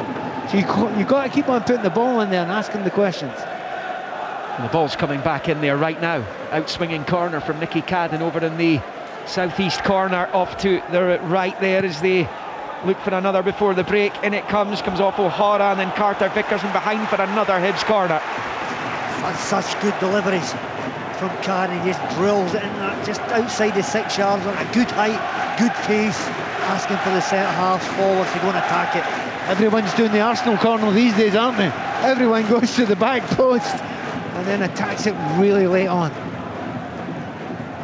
Cadden will take. Getting over on that left-hand side. Drifts it into the 6-yard area again. Miller got something onto it, but he's flicked it outside the box on the near side, but Johnston's been wiped out, so Celtic will have a free kick inside their own penalty area, as Hibs did a bit of attacking there just for the last few minutes to relieve some of the pressure that had been coming down on them up the other end. And Alistair Johnston's taking a little while to get back to his feet here. And thumbs up from Austin Trusty that he doesn't need the medics on. No, they are going to have to be called onto the pitch here. And Alistair Johnston. Remember the highlights of this one, and indeed the 4 other Premiership matches taking place this afternoon will be on Sports Scene this evening. The Premiership weekend will be completed tomorrow in Perth in the Fair City, midday kick-off, St Johnstone against Hearts. And then there's a full card across Tuesday and Wednesday. Firstly, Celtic Aberdeen on Tuesday evening. Also got the Scottish women's national team Nations League match against the Netherlands, which is live on the BBC Scotland TV channel. The Celtic Aberdeen game will be here on the radio. Highlights in the evening. Then on Wednesday, Kilmarnock Rangers, Hibs go to Dundee United, Hearts St Mirren, Motherwell Dundee, St Johnstone, Ross County. The game at Kilmarnock kicks off at 8, the others are 7:45. And then on Friday, next weekend's action begins again in the Championship with Partick Thistle hosting Livingston. And still the treatment continues for Alistair Johnston inside his own box. And one that might interest you, Pat, Everton 2-0 up on Manchester United. Oh, don't, there's 2 Evertonians here that sitting grinning like John as well, of course, yeah, right enough. Delighted with that. Right enough. No, oddly enough, but just watching the way it's happened here, Celtic had really turned the screw there for about 20 minutes. Hibs couldn't get the ball. You're talking about the possession stats were incredible. What Hibs needed was a couple of things to happen. Just a couple of breaks, maybe a corner kick, a couple of injuries to slow it down. All of those things have happened for Hibernian just when they needed them most, giving their players a little bit of rest, giving the coach the time to talk to them a little bit, get a little bit of technical information across to them. So this is exactly what Hibernian needed right at this point in time. 100%, get the drinks in, manager gets to talk to his players, they get their rest. Exact opposite for Brendan, broke the momentum for Celtic. They're getting cold now, standing about, that's a few minutes now. Hopefully Alistair Johnston's going to be okay. He's sitting up. He doesn't seem to be sparked out completely, so suspicion is he will be okay. Get the drinks in, there's a phrase. There'll be one David Gray will be, I would imagine, utilising later if they can pick up a rare victory against Celtic this afternoon, and they put themselves in a brilliant position to do so as we head towards the final 5 minutes of the first half at Easter Road. Eventually the Celtic free kick will be taken. There'll be a good few minutes added on because of the treatment for Johnston there. Kasper Schmeichel's been the busier goalkeeper. It's one thing you would say. For all Celtic's possession and domination in the final third, the final ball, they haven't worked the goalkeeper at all. I don't think he's had a save to make, has he? Not well. There was one from the Engels free kick, was it? It was the cross that bounced in front of the goalkeeper and he patted it to the side, really. That's and this right, was the one-on-one as well. But yeah, the one from Alistair Johnston was the big save, wasn't it? Schmeichel's made a few up the other end. Here's Callum McGregor scampering out to the far side and finding Kuhn. It's it back to his captain. McGregor just shuffling away from Bowie. Now Carter Vickers to the left of the circle for Trusty. To Taylor. And then to Trusty for Carter Vickers. On the right of the centre circle, out to the far side for Johnston, and then Kuhn. Kuhn on the touchline, taking on Cadden. The right angle of the box. Kuhn, low ball to Callum McGregor, chips it in, looking for Maida again. The final ball's just slightly off for Celtic, as it has been so often in this first half. Just evades Maida, and it was behind for the goal kick to Hibs, who continue to lead 1-0. Very unlike Callum McGregor. Normally he hits his target from there, just over hitting it slightly. Yeah, but it's the right ball, isn't it? It's the right idea. It's exactly the right ball. And the more you look at it here, and if you were wearing a Hibernian scarf, you're sitting thinking, do not bring Jota on, because he's exactly the type of player who will see those spaces and be able to find them. Well, you wouldn't be at all surprised, given how ineffectual Eid has been, if there is a switch even at half-time, with Maida going through the middle and Jota coming on. Makes perfect sense. Yep. You could be a coach, by the way. You could get a job. Don't know about that, John. I'm just hanging on here, to be honest. It will be a throw-in for O'Hara, level with the edge of the centre circle in the Celtic half, and he bowls it back to Bushiri. And then he side foots it back to Smith at the edge of his box, and he clears with the left foot, and then it's flicked on by the goal scorer Campbell, and he was fouled as well. There's a free kick to Hibs inside the centre circle. The Hibs fans want more punishment meted out there, albeit I think there's a flag gone up again. Yeah, it's a flag gone up again. But even so, he's come through the back of him there. I thought that was about... I mean, if you're a centre forward, you can't protect yourself in that situation. And that was a sore one. Hibs 1, Celtic 0, as it's been since the second minute. Josh Campbell, the side foot finish into the bottom left corner for his third of the season. He's become such an important player, John, for this football club, hasn't he, Josh Campbell? It's one of those, he's a success story. I know that Hibs have been criticised in recent years, not like when you were the manager here and Tony Mowbray, when there's so many academy products came straight from the academy into the first team. Josh Campbell's done really well, hasn't he? Yeah. 4 being added, by the way. He likes getting forward, likes getting in the box, likes getting shots off. Well, we're on 43 minutes, 4 being added. Was Boyle fouled? No, says Stephen McLean. It's to the annoyance of the Hibs supporters. You can hear howling their derision in the background. Here's McCowan rolling it to the left-hand side of the box for Ida. This could be controversial if there's an equaliser comes from this, but Ida's pass is cut out and Hibs will be able to get it clear, with Lewis Miller taking it out to this near-sided. Celtic scored there. That could have been one for the VAR to have a look at. There's just a phasey play there. Oh, and then Smith plays it straight off Kuhn, but he's fortunate as it bobbles up into the air.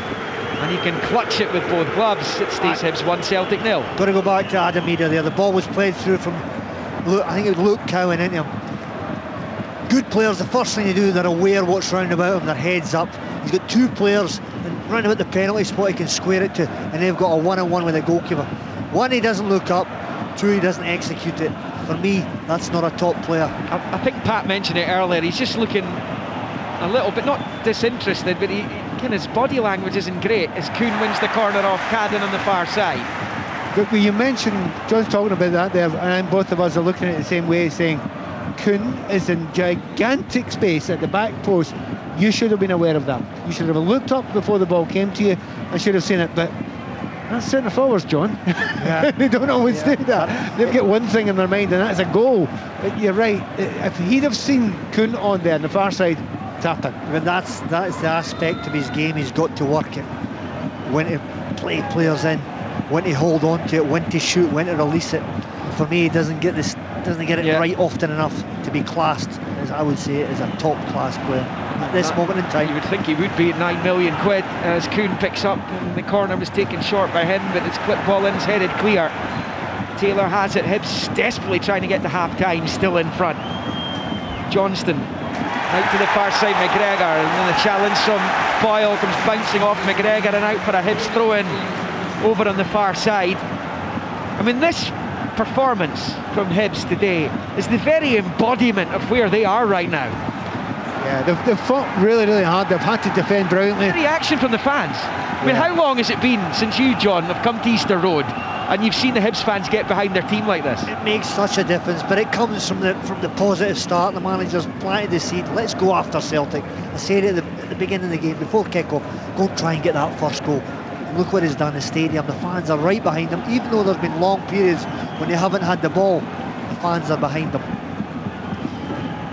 I think it's fair to say that both Aberdeen and Dundee United have had spells this season when they've looked the best of the rest. Right now, Hibs look like the best team. And an opportunity to finish third.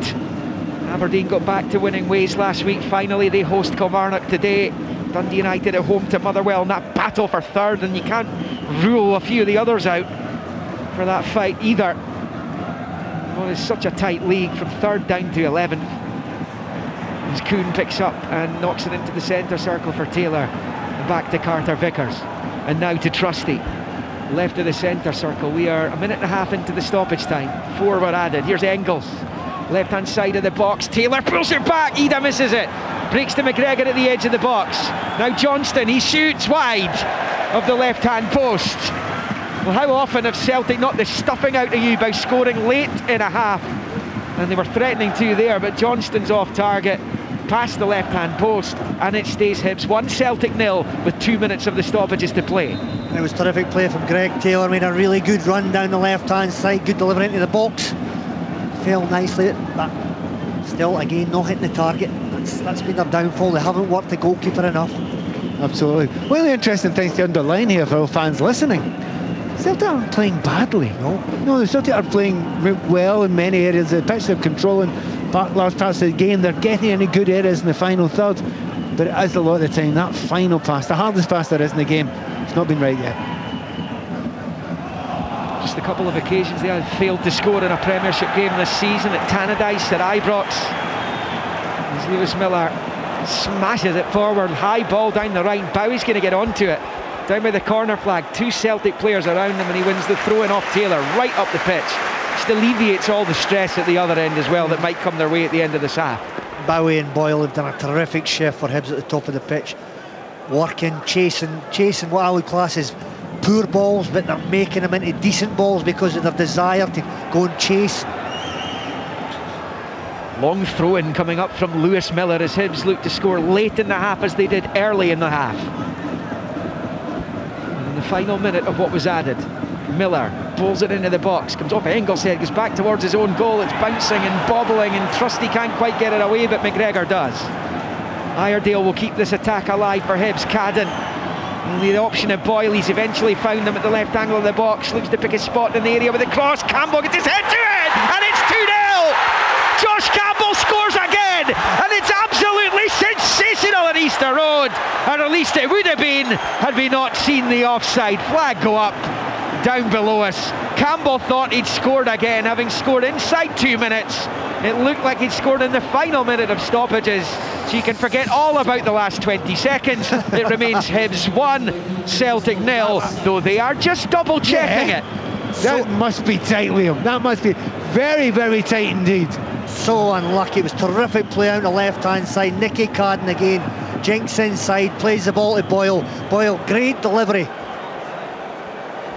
It's a very tight one. Now I have to say, I didn't see it as offside. And I thought, to me, it looked as if it was. Well, the initial reaction from what I'm hearing from the studio is that he looks on. It did to me. He absolutely did. Now, we've not got a great angle here, and the assistant referee's got a better angle. But sometimes you'd see when a player makes his movement. Certainly the scorer didn't look to me as if he was, but hey, it's tight. And this game could balance on this moment. Oh, this is a massive moment. Huge. Particularly you feel for Hibernian. Celtic are on their way to the title, we know that. But what a statement this would be from Hibs. We're hearing it might be the right foot of Trusty that is keeping him onside, and the goal's given. Josh Campbell's header counts, and Hibs lead the champions by 2 in first half stoppage time. A second for Campbell, a second for Hibs. Hibernian 2, Celtic 0 on the stroke of half time. What a statement this is. Another fabulous goal. Let's be fair about it. You know, they've got it on the right, left-hand side there, but they haven't panicked. They've played a few passes out there, but the ball towards the back post, and the willingness of Campbell, who's playing behind the strikers, to get in there, to get into that, to hurt yourself to get in there. And by the way, that's a header and a half. It's a tremendous goal from Hibs' point of view, from the build-up play on the left to your midfield player attacking the ball with it. But from Celtic's point of view, Very, very poor defending. Central defenders beaten there, and I think, I've not seen it in slow motion, I think Schmeichel should have been coming for that. He kind of waved it bye-bye, didn't he? Well, I mentioned before, he's not a keeper who comes up and does the 8 to 12 yard ones. He's not a liner, but he wants his own 6 yard box. And outside that, he wants his defenders to deal with it. He didn't come out, the defenders missed it, and Hibs, and it still took a good header. Well, it's the final few seconds here that are being played out. 6.5 of injury time, or stoppage time has been played. 4 were initially added. Celtic 2 down as Carter Vickers plays it out to the right for Johnston. Just listen to the roar here when Stephen McLean blows the half-time whistle.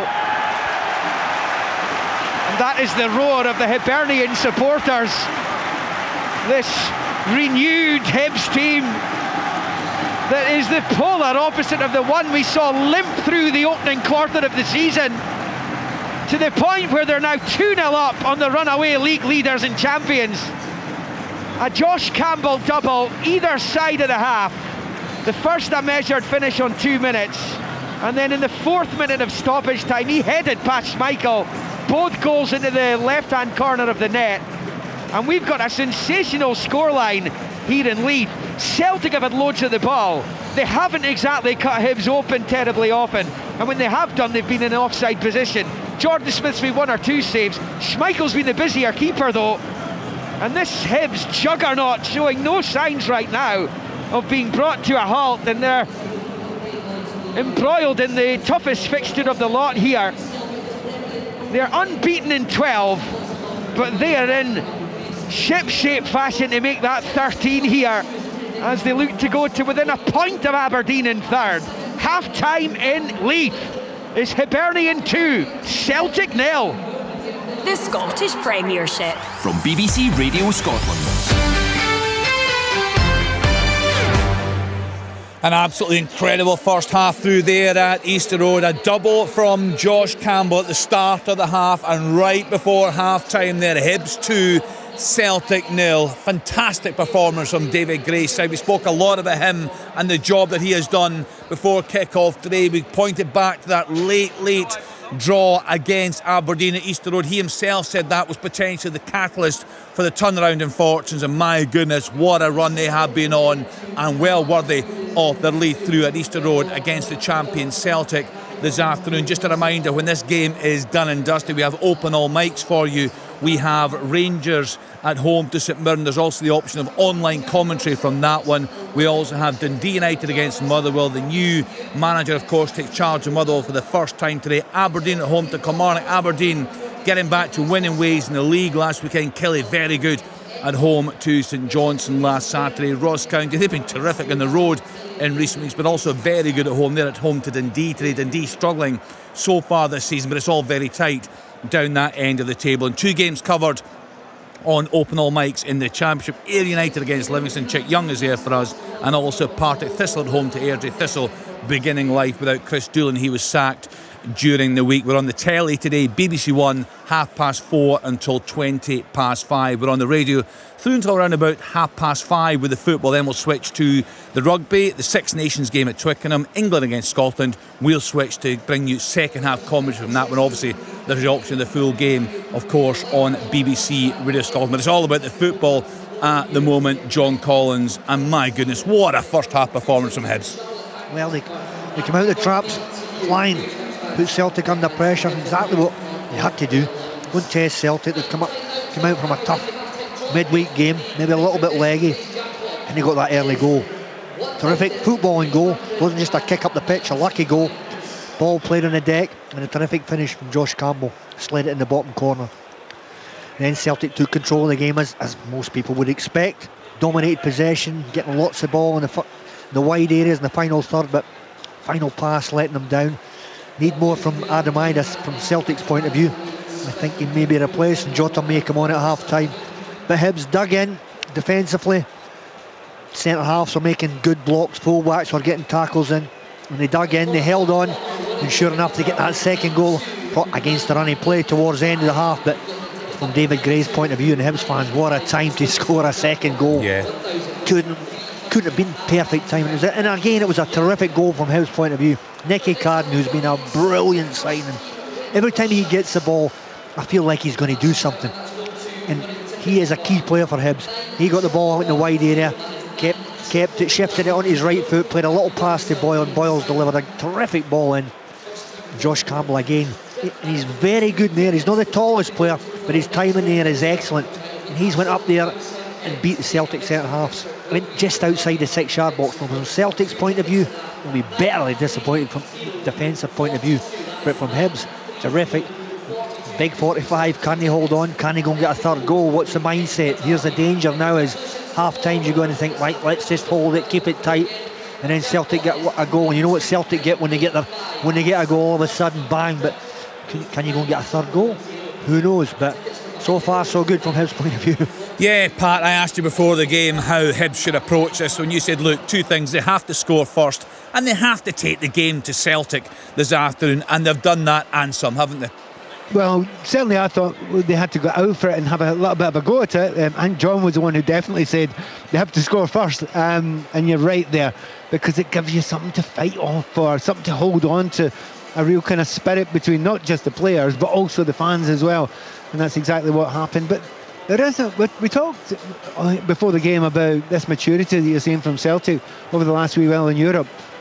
What maturity you've seen from those Hibs players today? Yeah. It's actually quite stunning. And I'd underline something else just now. John's right, I will be stunned if Jota doesn't come on this park at half-time. You need to go and get something done quickly, and he is the most obvious one to bring on that could make a difference. But I'm looking at it now and seeing these Hibs players, they just utterly believe in the system they've been asked to play. It's like it sits into a 5-3-2, but it's not ultra defensive because players will break from deep areas. But you need the quality as well, and the confidence has just grown and grown and grown as this, I was going to say this game has gone on, as this run has gone on. But big question for Celtic, really interesting, 2-0 down, miles ahead in the league. Do you destroy yourselves trying to get yourself back into this one? Answer is probably yes, because that's the Celtic way. Yeah, that's the mentality, no doubt at all about that, Pat. I'm just watching the replay of that first goal from Josh Campbell, a great pass through, and very, very confident Josh Campbell on the ball. It was a neat finish past Schmeichel, and as John was saying, he's very good in the air for a guy that's not that tall. But also, Kieran Bowie looks a really good player for Hibs. He's a real threat, isn't he? By the way, I'm really happy you mentioned him there, right from the start thinking, whoa, like that hold-up play. You know, you're against two strong players, Carter Vickers, we know his physical strengths, Trusty as well. But more than that, you know, there's a kind of gallousness we could say about his play as well. He's really comfortable on the ball, big lad, but his technique's quite good. But the bit that's really got me, ball played over the top, John was describing it as a hopeful ball over the top. He's only done Trusty for pace. I said, wait a minute, have we got that as well? I really was taken aback, because Trusty is no slouch, absolutely no slouch. But he managed to do him for pace. Now, it may well be that Trusty was surprised by that in the first time. But, you know, put that all together, and he's a player who's going to get better as he's getting older. He's got a lot to offer. Yeah. He's definitely brought so much to this team. See, when you're up in your centre half or a fullback, you get the ball, you look up 50 yards, and you can clip it in the air. And you know that your centre forward is going to lean back, take it on his chest, and then the whole team, your midfielders, everybody can move up the pitch. That's happened on numerous occasions. And at the start of the season, that wasn't happening. Often it was going forward, it was coming straight back. So he brings another dimension to the team, holding up, but also, as we've just talked about there, his willingness to run and chase into the corners. He's shown a great application, great attitude. And for a manager, I mean, ticks a lot of boxes. Remember, Lenny, Celtic fans just now, there's at least 3 players out there that have got tracky bottoms off, so I think there could be 2 or 3 substitutions. In fact, there's 5 of them, so there is a real temptation that he's going to make at least a couple of changes now. Jota obviously being one of them, but also Schlupp might be a temptation, because when he's just at the start of his career, but obviously I watched him a great deal before that, his willingness to get forward and push the play the other direction, and his timing of his underlapping runs is pretty special as well. So Celtic, don't be surprised at either right on half-time or very quickly after half-time making a few changes. Yeah, John, you'd expect perhaps Ida to make way. It just looks a bit of a struggle for Ida right now, I think. Well, he puts so much in the midweek that I'll be very surprised if he comes off. It very rarely comes off.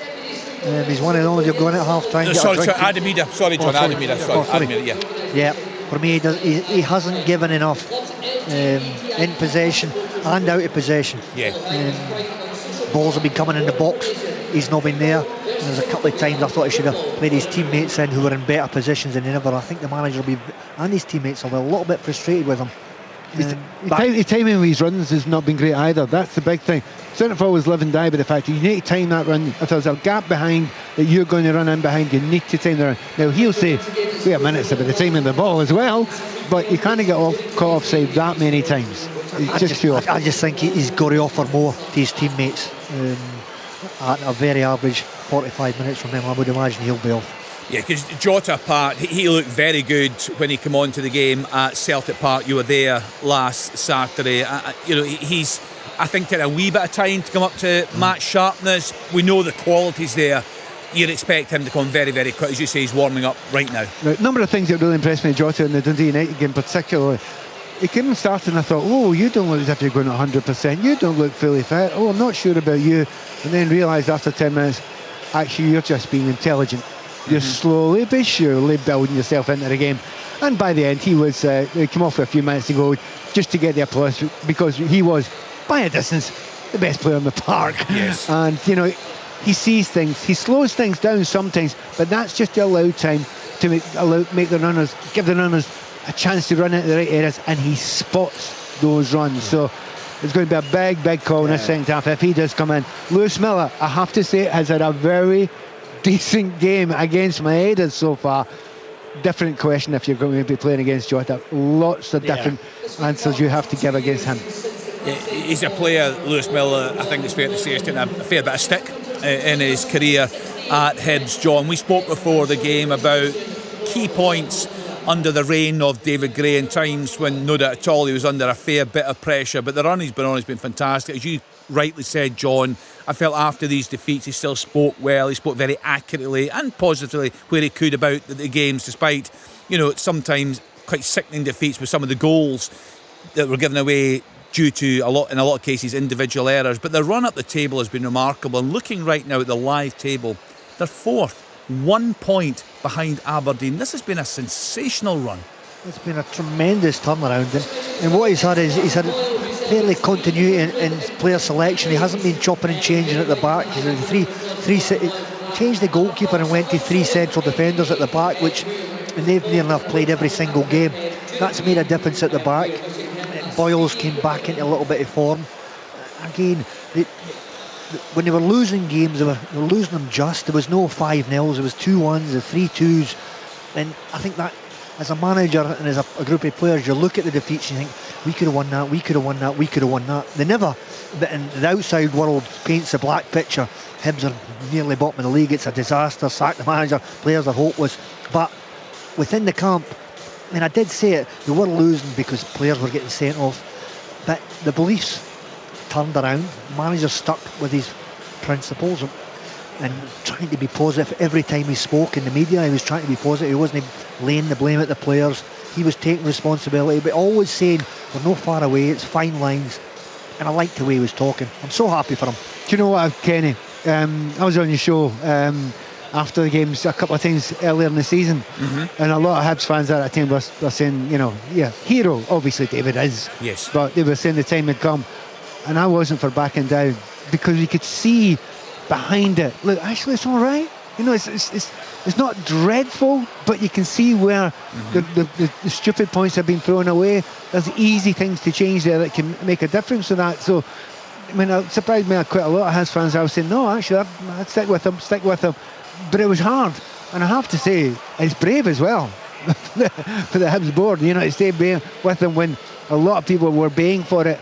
But they've stuck with them, and rightly so, because those little changes, adding a little bit of quality, stopping those red cards, yes, and a little bit of belief on top, and that's all that is needed to go on this up until half-time now. One of the great runs in decades for Hibernian Football Club. So, what does he do now? We're expecting Brendan Rodgers to make changes. What does David Gray do now, tactically? Do you know what? First of all, I think you're going to have Jota on, so you have to consider that. you're going to understand that you're going to have a little bit of difference on the left-hand side. Sloop and Jota, for me, I thought they looked absolutely brilliant when they were playing against Dundee United. It didn't always come off. The movement was top quality, so don't be shocked if both of them come on or are on at some point very, very soon.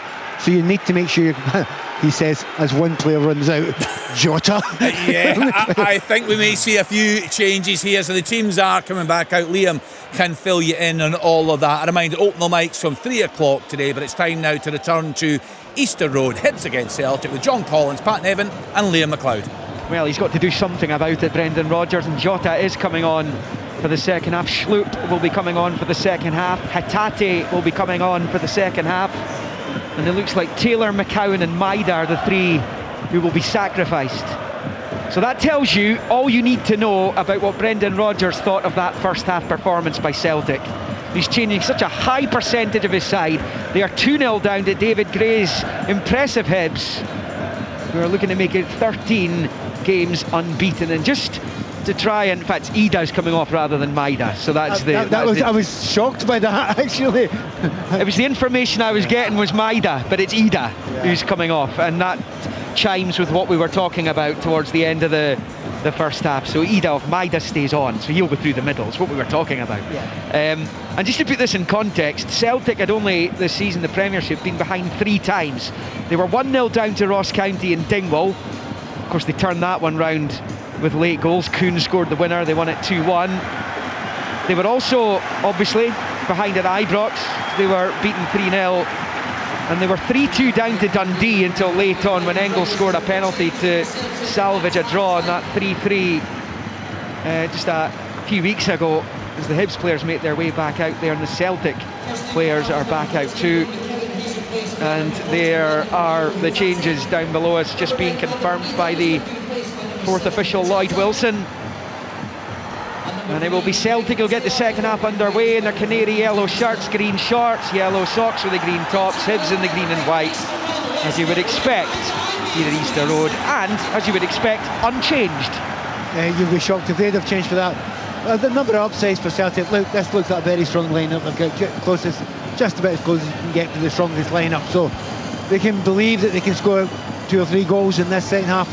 Big thing for Celtic, they're going into their own fans this second half. Yeah, that really helps. Well, if there's one team can come back from 2-0 down in this league, it is Celtic, as they kick off left to right, as Pat says, towards the south end. But it's a dreadful first touch by Hatate as it squirms under his foot and out for a Hibs throw-in on the far side. It's not exactly the impact Rio Hatate wanted to make with his first touch. Smith in goal for Hibs, O'Hara, Bushiri, Iredale, Miller, Triantis, Mariah Welsh and Cadden. It's Nicky Cadden.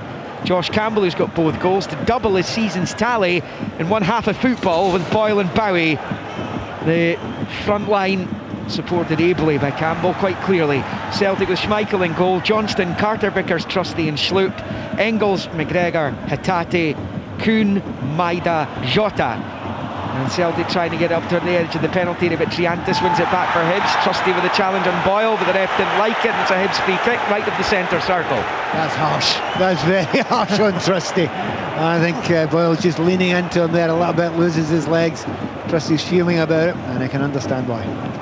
It's a poor delivery though from the free kick, switched out to Nicky Cadden, who's furious as that sails out of play high into the main stand, throw in to Celtic. Hibs shooting towards the famous 5 end in this second half, as they tend to do here at Easter Road. And that's slipped back by Carter Vickers to Schmeichel, who plays it short to Carter Vickers. Johnston up the line, and back to Carter Vickers. And clearly Celtic will want to make an early impact in the second half, so these are an important 10-15 minutes for Hibs and their aspirations of seeing this through.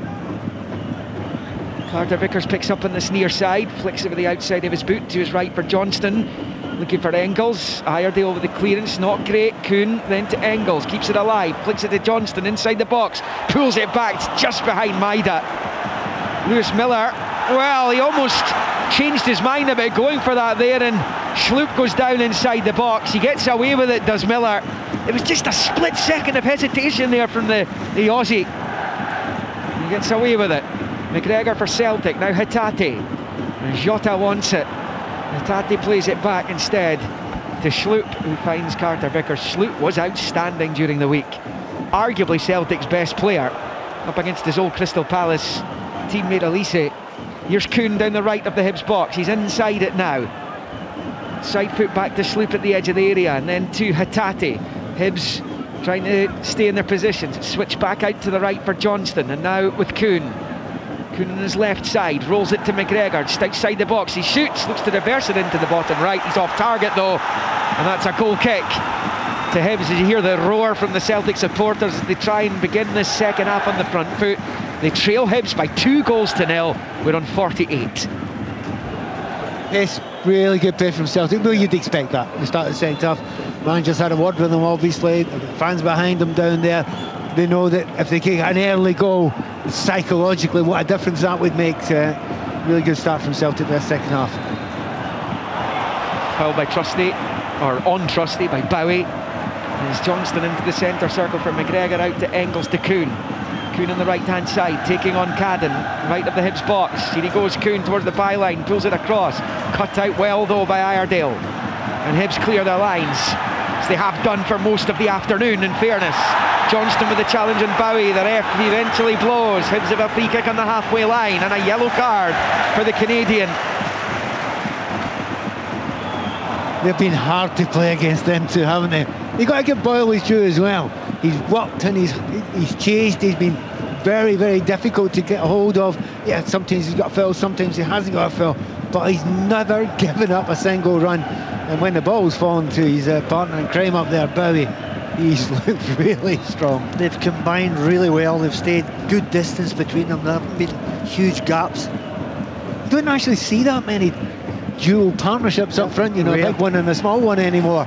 Do you know, and it doesn't often work these days, but hey, it's working with them too. Oh, too right it is. First start for Bowie as well, and he's impressed. Jota keeps it in play, deep inside his own half though. He finds Sloop. Hatate helps it on its way. The bounce favours Iredale, who nods it out to Nicky Cadden on this left hand side. Midway inside Celtic territory here, little pirouette from Cadden. It's worked out, it's found Campbell, but he's lost out to Johnston. Now Engels finds Hatate, looks to clip it through towards Jota. What a ball that was, even get onto it, but Bushiri closes the door in the face of Jota. And they've kept it in as well over on the right hand side through Lewis Miller. Outstanding defending from Bushiri. He's looked like a different player just the last few months. Here come Hibs down the right with Miller. Keeps it in place, slides in, but he's giving it to Engels, who comes forward and rolls it with the right foot low out to the left for Jota. Low ball across is cut out by O'Hara.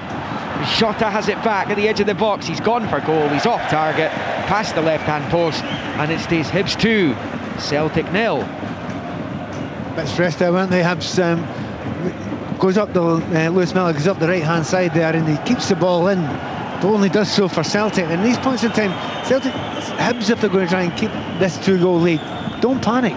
There's a free kick they took quite earlier on there, and you think, why are they doing that? They don't need to do anything quick just now. That's the key. Can they stay focused? Can they stay calm? Key moments. Slow it down when it's on to slow it down. When it's on to play forward quick.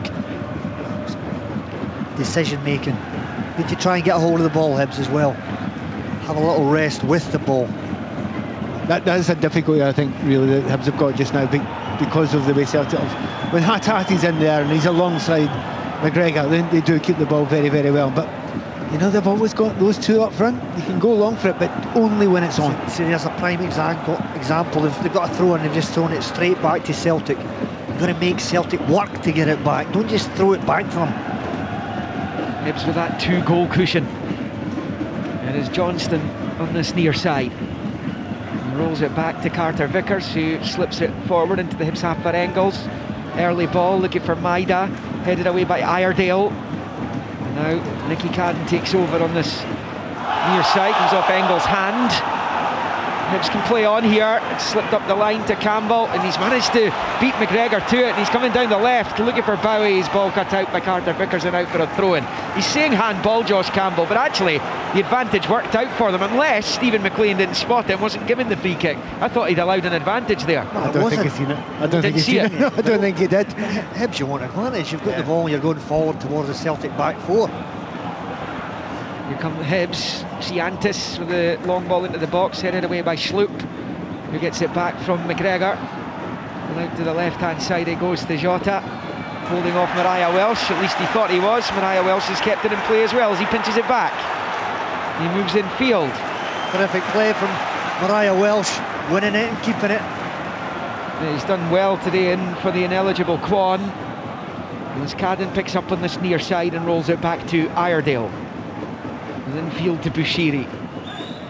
Back to Iredale on this near side. Forward towards Campbell. I think he's in an offside position here.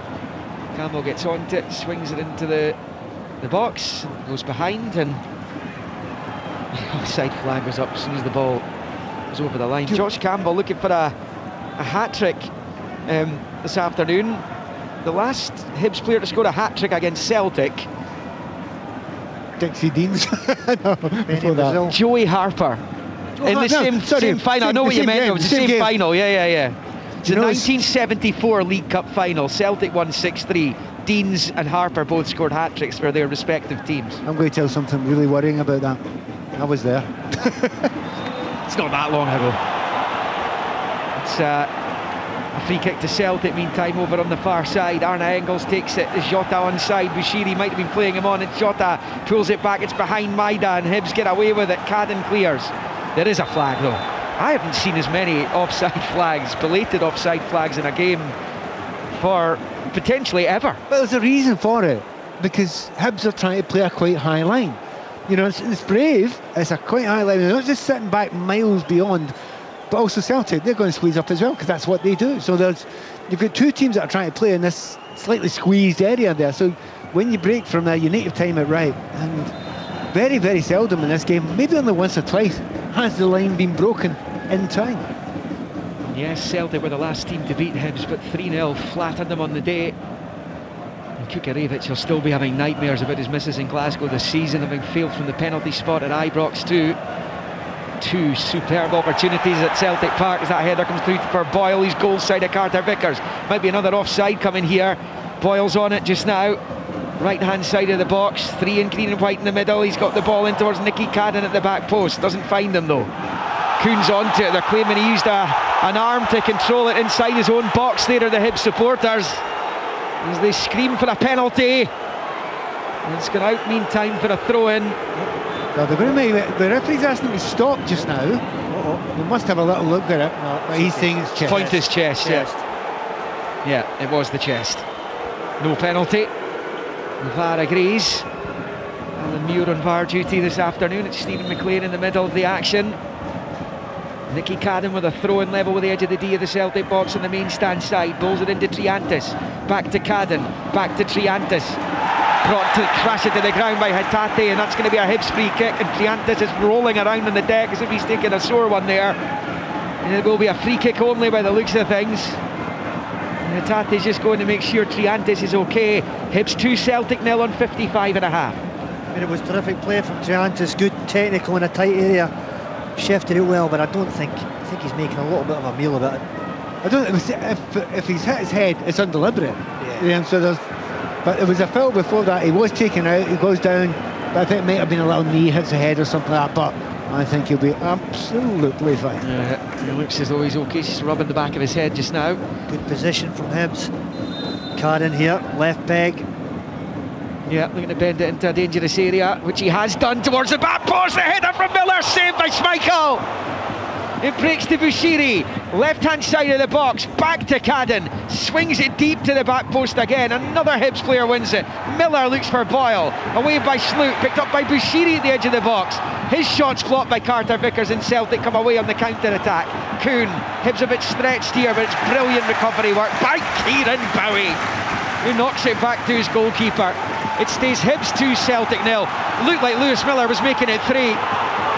Wow, I have no idea why the referee has stopped the game when Hibs are on the break. Celtic players down, but he didn't stop it when Celtic are on the break.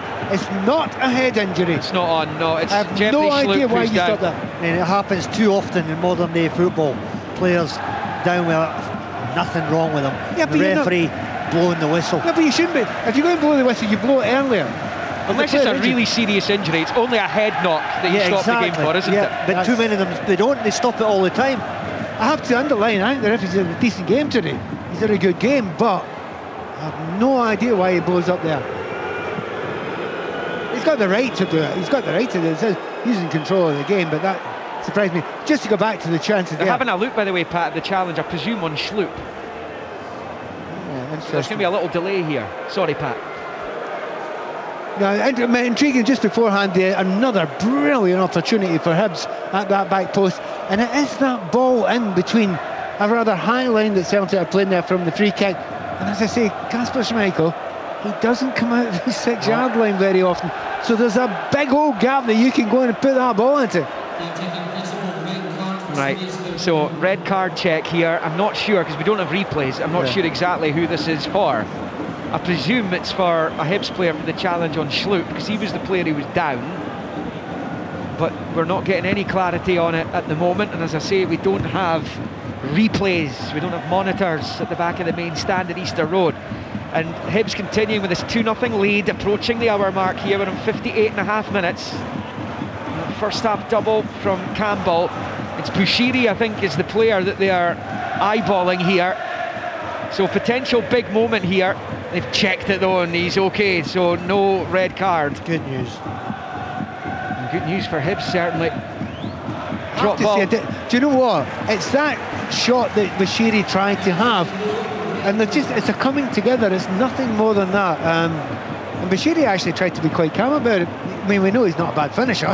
I'm surprised they even checked that, to be honest.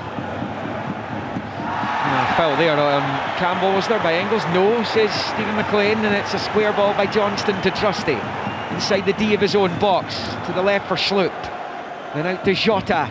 Celtic still in a hole here, still 2-0 behind as they were at the interval. Trusty square to Carter Vickers, who rolls it out to Johnston on this near side. Johnston looking for Kuhn down the right flank. Nicky Cadden holds him off. Not the best ball in the world by Cadden to Iredale, but Iredale flicks it clear. Now for a Celtic throw in on this near side. Tell you, this game's playing with an edge here right now. It is, and understandably so. Celtic do not like getting beat, and Hibs have got something to fight for. Boyle wins it back after Bowie nicked it off McGregor, but Stephen McLean saw the Bowie challenge as a foul. And the Hibs fans are irate at the last 5-minute performance of Mr. McLean in the middle of things. Just about to tick on to the hour mark. Here comes Celtic down the left with Jota. They've not really been able to get him in the game, but he's on it now. Left-footed cross comes in, headed away by Cadden to the edge of his own box. Callum McGregor goes after it. Nixon ahead of Mariah Welsh and finds Jota. Jota will take on Lewis Miller now. Left-hand side of the area, it's a chip ball in, too high for all his teammates, and it sails out to this near side. Johnston looks to keep it alive, flicks it with the outside of the right boot, infield to Kuhn. Engels ahead of him, Kuhn looks to switch it out to Jota. It's a telegraphed ball though, and Lewis Miller's onto it as he controls with the head and then the chest and place it off Jota and out for a Hibs throw-in. Brilliantly defended by Lewis Miller. We had asked the question, we don't know if there's a little knock sustained by Chris Cadden last week against St Mirren in that draw, but we did wonder about the selection of Lewis Miller ahead of Chris Cadden, because Miller's had difficult moments this season, but he's been excellent, and he could have made it 3-0 just 5 minutes ago or so. He's been really steady, did his defensive duties, and there at the back post, that chance. He's a big lad, you'd expect him to get in there at the back post more often. Celtic with Jota on the far side. Schlupp forward, but his pass is behind Hatate. Hibs get it away. Trusty goes after it and sees it out for a throw-in. Look at the sharpness of Martin Boyle. Every time Hibs defenders clear it forward, he's just running about up there, putting central defenders under pressure. Nothing better. You've got somebody at the top of the pitch with legs like that. He's heading for 32, but there's no sign of the pace deteriorating at all. Normally when you get post 30, it's when you start to notice it, but Boyle, he's still like a whippet. Fabulous thing about him is it's not as if he keeps it and just does it now and again. He's put a shift into it. I'm trying to see who it is over there. The fact it is the player who's down, I'm guessing it's Bowie, was holding his back when he went down. And remember, he had an injury 10-15 minutes before half-time where he was holding his back as well. That might be a problem for him, but he's going to get everything he's got until there's nothing left. And of course there is some quality on the bench that they can bring on. Well, Joe Newell's going to be coming on shortly, and I think in fact it's not Newell, it's Kukarevich who's going to come on. There was a change there because of the injury sustained by Bowie. But I would expect Newell to be on pretty soon after that. Yeah, you've Bowie, I mean, the shift he's put in and how well he's done, and the fact that it's his only first ever start, yeah, it makes sense if you give him a bit of a rest now. Hibs 2 to the good here, 62.5 on the clock. Celtic have it with Jota. Jota has then something to come back towards his own half there as he plays it short to Trusty, forward to McGregor. Side football out to Sloop on the left flank, finds the Jota. Looks to get it back to Sloop. Miller slides in, he comes off Sloop, did it? No. On the ref, but the Hibs fans over there, particularly those right behind it in the stand, felt that came off the Celtic man last. The change will be made before the throw-in, and Nikola Kukarevic will replace Kieran Bowie, who's getting a standing ovation from the Hibs supporters. Richly deserved. It's been a real shift in for his teammates. Held the ball up well when it's been timed up to him, made runs in behind, had shots on target.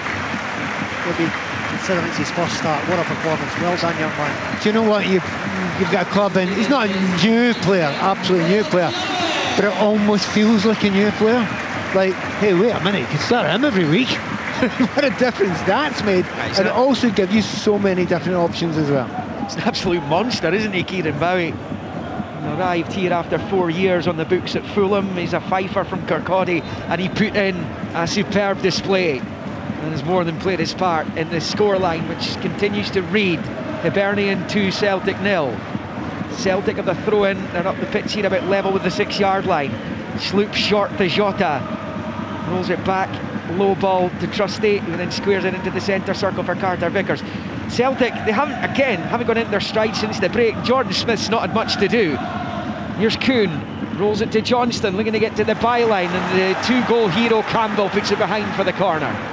They love that underlap, don't they, Celtic? The problem is the difficulty to do that against a back five, because you've got a third centre back who can actually walk into that area. Which you play against a back four, it's a much easier trick to actually pull off. Celtic corner, Engels over it, outswinger with the right boot, main stand side as they attack the goal to the right. They need the next goal, and it's Engels flighting it in, almost broke to Hatate, but it's Kukarevic, he's on to it for Hibs, and now they're coming away in the counter, and Mariah Welch has made a run ahead of him. Long ball from Kukarevic, killed in the chest though by Sloop, who turns it back to Kasper Schmeichel. Josh Campbell's double at either end of the first half has Hibs 2-0 up against the league leaders and champions. And it's Hatate over on the far side. It's Hibs to lose at this point, and it's a huge week for them as well. They go to Dundee United during the week, and that's a third place battle if ever there was one. Aberdeen obviously in their hearts might consider themselves still in that race, as will the likes of Motherwell and St Mirren. And then it's the derby back here next Sunday. That's not going to be for the faint-hearted, I wouldn't have thought. Hearts looking for revenge, having lost out at Tynecastle to Hibs during the festive season. Here comes Jota, good run by him. Low ball to Kuhn, the right angle of the box. Kuhn on his left side, finds Engels, then back to Kuhn inside the D. Hatate shuffles onto his right, looks to get it through towards Maida. It's cut out by Bushiri, breaks the Sloop, whose efforts blocked heroically by Hibs again. Throwing bodies on the line, and it's Bushiri this time. Sloop's low ball back across.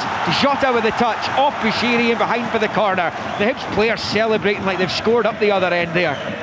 Hibs players are it's just one of those days. They're getting blocks in left, right and centre. Celtic trying everything, but they cannot get that clear-cut chance. Heading towards the final quarter of the game. Another Celtic corner. Engels to take as they look to try and reduce the deficit. Right-footed in-swinger from Engels this time from the Celtic left. And it comes, but it's too close to Smith. Could have caught it, he decided to punch it. And then it bounces off Nicky Cadden and behind for another Celtic corner. Does Jordan Smith be wishing he caught that? For me, he's going to catch it all day long. I think so. It is a wee bit windy. You look at the flags down there, it's a bit windy and it's coming in towards him. Goalkeepers will say there was not a goal loss, so I did the right thing. No, there was not. Short corner, Hatate, McGregor, now Kuhn in the central areas, ball forwards cut out. Callum McGregor ushers it out wide left of the box there for Jota. Gets his cross in, Johnston misses it, so does Carter Vickers, headed away by Miller. Now it is Sloop. It's a good spell this by Celtic, good spell of pressure at least. Sloop works it back out low out to Jota. Taking on Triantis. Chip ball back across, too high for both Engels and Trusty this time, and Hibs boot clear once more. Sloop gets it from Callum McGregor. And Hibs fans desperate for their team to push out here. McGregor's ball takes a touch off Triantis out for a Celtic throw in. Jota to McGregor, back to Jota, square ball infield to Hatate, back out to Jota again, and then back to Trusty. Pat, would you not be tempted to bring on Johnny Kenny now? You've got balls in the box constantly now. You need somebody to go on the end of them, a little bit of height in there. Here's Jota, wide left of the Hibs box. Good build up by Celtic. This Jota to the edge of the area. Hatate scuffs at it, but Maida attacks it, and Maida's poked it home through the legs of Smith. He was the one player alive to the situation. Hatate didn't catch it properly, and everyone else just about stopped. And that apart from Daisen Maida, who takes his season tally to 24, and with a quarter of this game left, it's Hibs 2, Celtic 1. It's typical Celtic. They just keep attacking, keep putting balls in the box. There they got a little ricochet, a little break, which they haven't had the whole match. And who's there? Maeda, always on his toes, sharp as a tack. I absolutely hate to say it, but the goalkeeper's got to do better. He's got to fall on it. He's absolutely got to fall on the ball there. It goes with his feet there. He's tentative about it. It's not the time to do that. It's get your body in there and get down and get your hands on it. He didn't do that. And well done, as you say, Maeda. Chased it in. A little bit of luck there, but you work for those bits of luck. On the big screens there's an image as Boyle tries to get on the end of the cross from the right, but it goes away, skewed out to the other side of the box. Sorry, Pat, let me just clear this. Sorry, John. There is an image of Ron Gordon on the big screens. It's the first anniversary of his death. Second anniversary of his death. He was such an important figure at this club. The owner, the Gordon family, still ensconced at Easter Road. The Hibs fans just paying tribute there. It's unfortunate timing for the tribute because Celtic just scored before it, but the Hibs fans saluting Ron Gordon, who passed away 2 years ago. Hibs 2, Celtic 1 then here at Easter Road, and Celtic very much back in the mix. As Kuhn finds Engels, right hand side, low ball across, cleared by Bushiri. He's going to come back to Engels. Hello to listeners who've been listening to Off the Ball on FM. Celtic pressing for an equaliser here. The cross from Johnston evades everyone and comes out to Sloop on the other side. Suddenly Hibs can't get a hold of the ball. They led 2-0. It's now back to 2-1. Maida just scored a couple of minutes ago to bring Celtic off the canvas. McGregor rolls it to the left angle for Sloop. He's got Jota in support. Sloop's low ball. It's now Maida, left hand side of the box. Back out to Jota, outside of the boot cross. Overhead clearance there, hooked over his head by Campbell, the 2-goal Hibs hero. Kukarevich goes down. He's done well there. He held off his man. He's managed to get it worked out to the left hand side where Nicky Cadden blasts it off Kuhn and out for a throw into Hibs on this near side. Not really been able to take a breath in the last few minutes. Guys, help me out. How do you see this now with 20 to play of the 90? Well, number one, you can see a number of Hibs players getting very, very tired right now. They've almost knocked out their half for about 15 minutes or so. Celtic have kept the pace up phenomenally well, and they need someone to hold it up. Okay, they've got Kukarevich on now. He's got a massive job to do if Hibs are going to survive this, because Celtic believe they can do it now. It's Josh Campbell for Hibs, finds Triantis, flips it out, switching it to the right hand side for Lewis Miller, taking his time over this. He controls, he crosses, but it's way too close to Schmeichel, who then bowls it quickly to Kuhn, who will drive forward down this right hand side. The Celtic fans believe they're taking something from this game. Well, believe they can still take off 3 points from this game. Iredale, good defending against Engels on the near side. Cadden keeps it in play, and he's done well to make sure that McGregor didn't get onto the scraps. Long ball high forward there. Trusty wins it back off Kukarevich, but there's an offside flag. Celtic take the free kick quickly. Hatate in the centre circle. Rolls it to his left for Sloop, who finds McGregor. McGregor's got Jota out on that far side touchline. Jota's on it. Miller stands his ground so well. He's had such a good afternoon. He's won the free kick as well. Just when Hibs needed it, just a little bit of a breather. 71.5 on the clock. Hibs 2, Celtic 1. Hibs have to try and get a hold of the ball. There's Mariah Welsh. She's struggling as well. Looks like his calves. Obita's about to come on for him, John. Yeah, no surprise. But there's so many Hibs players are feeling that just now. And the way Celtic are playing at the moment, they're playing as if there's 2 minutes left. There's not 2 minutes left. They're playing at such a pace.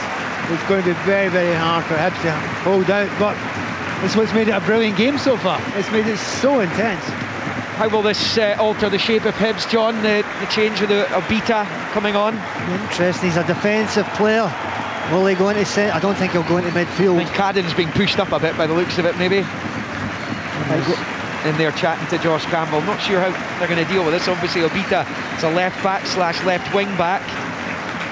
He's not getting as many starts now because of the impressive run of Nicky Cadden as he comes on for Mariah Welsh. He took a dull one there, so change for Hibs there.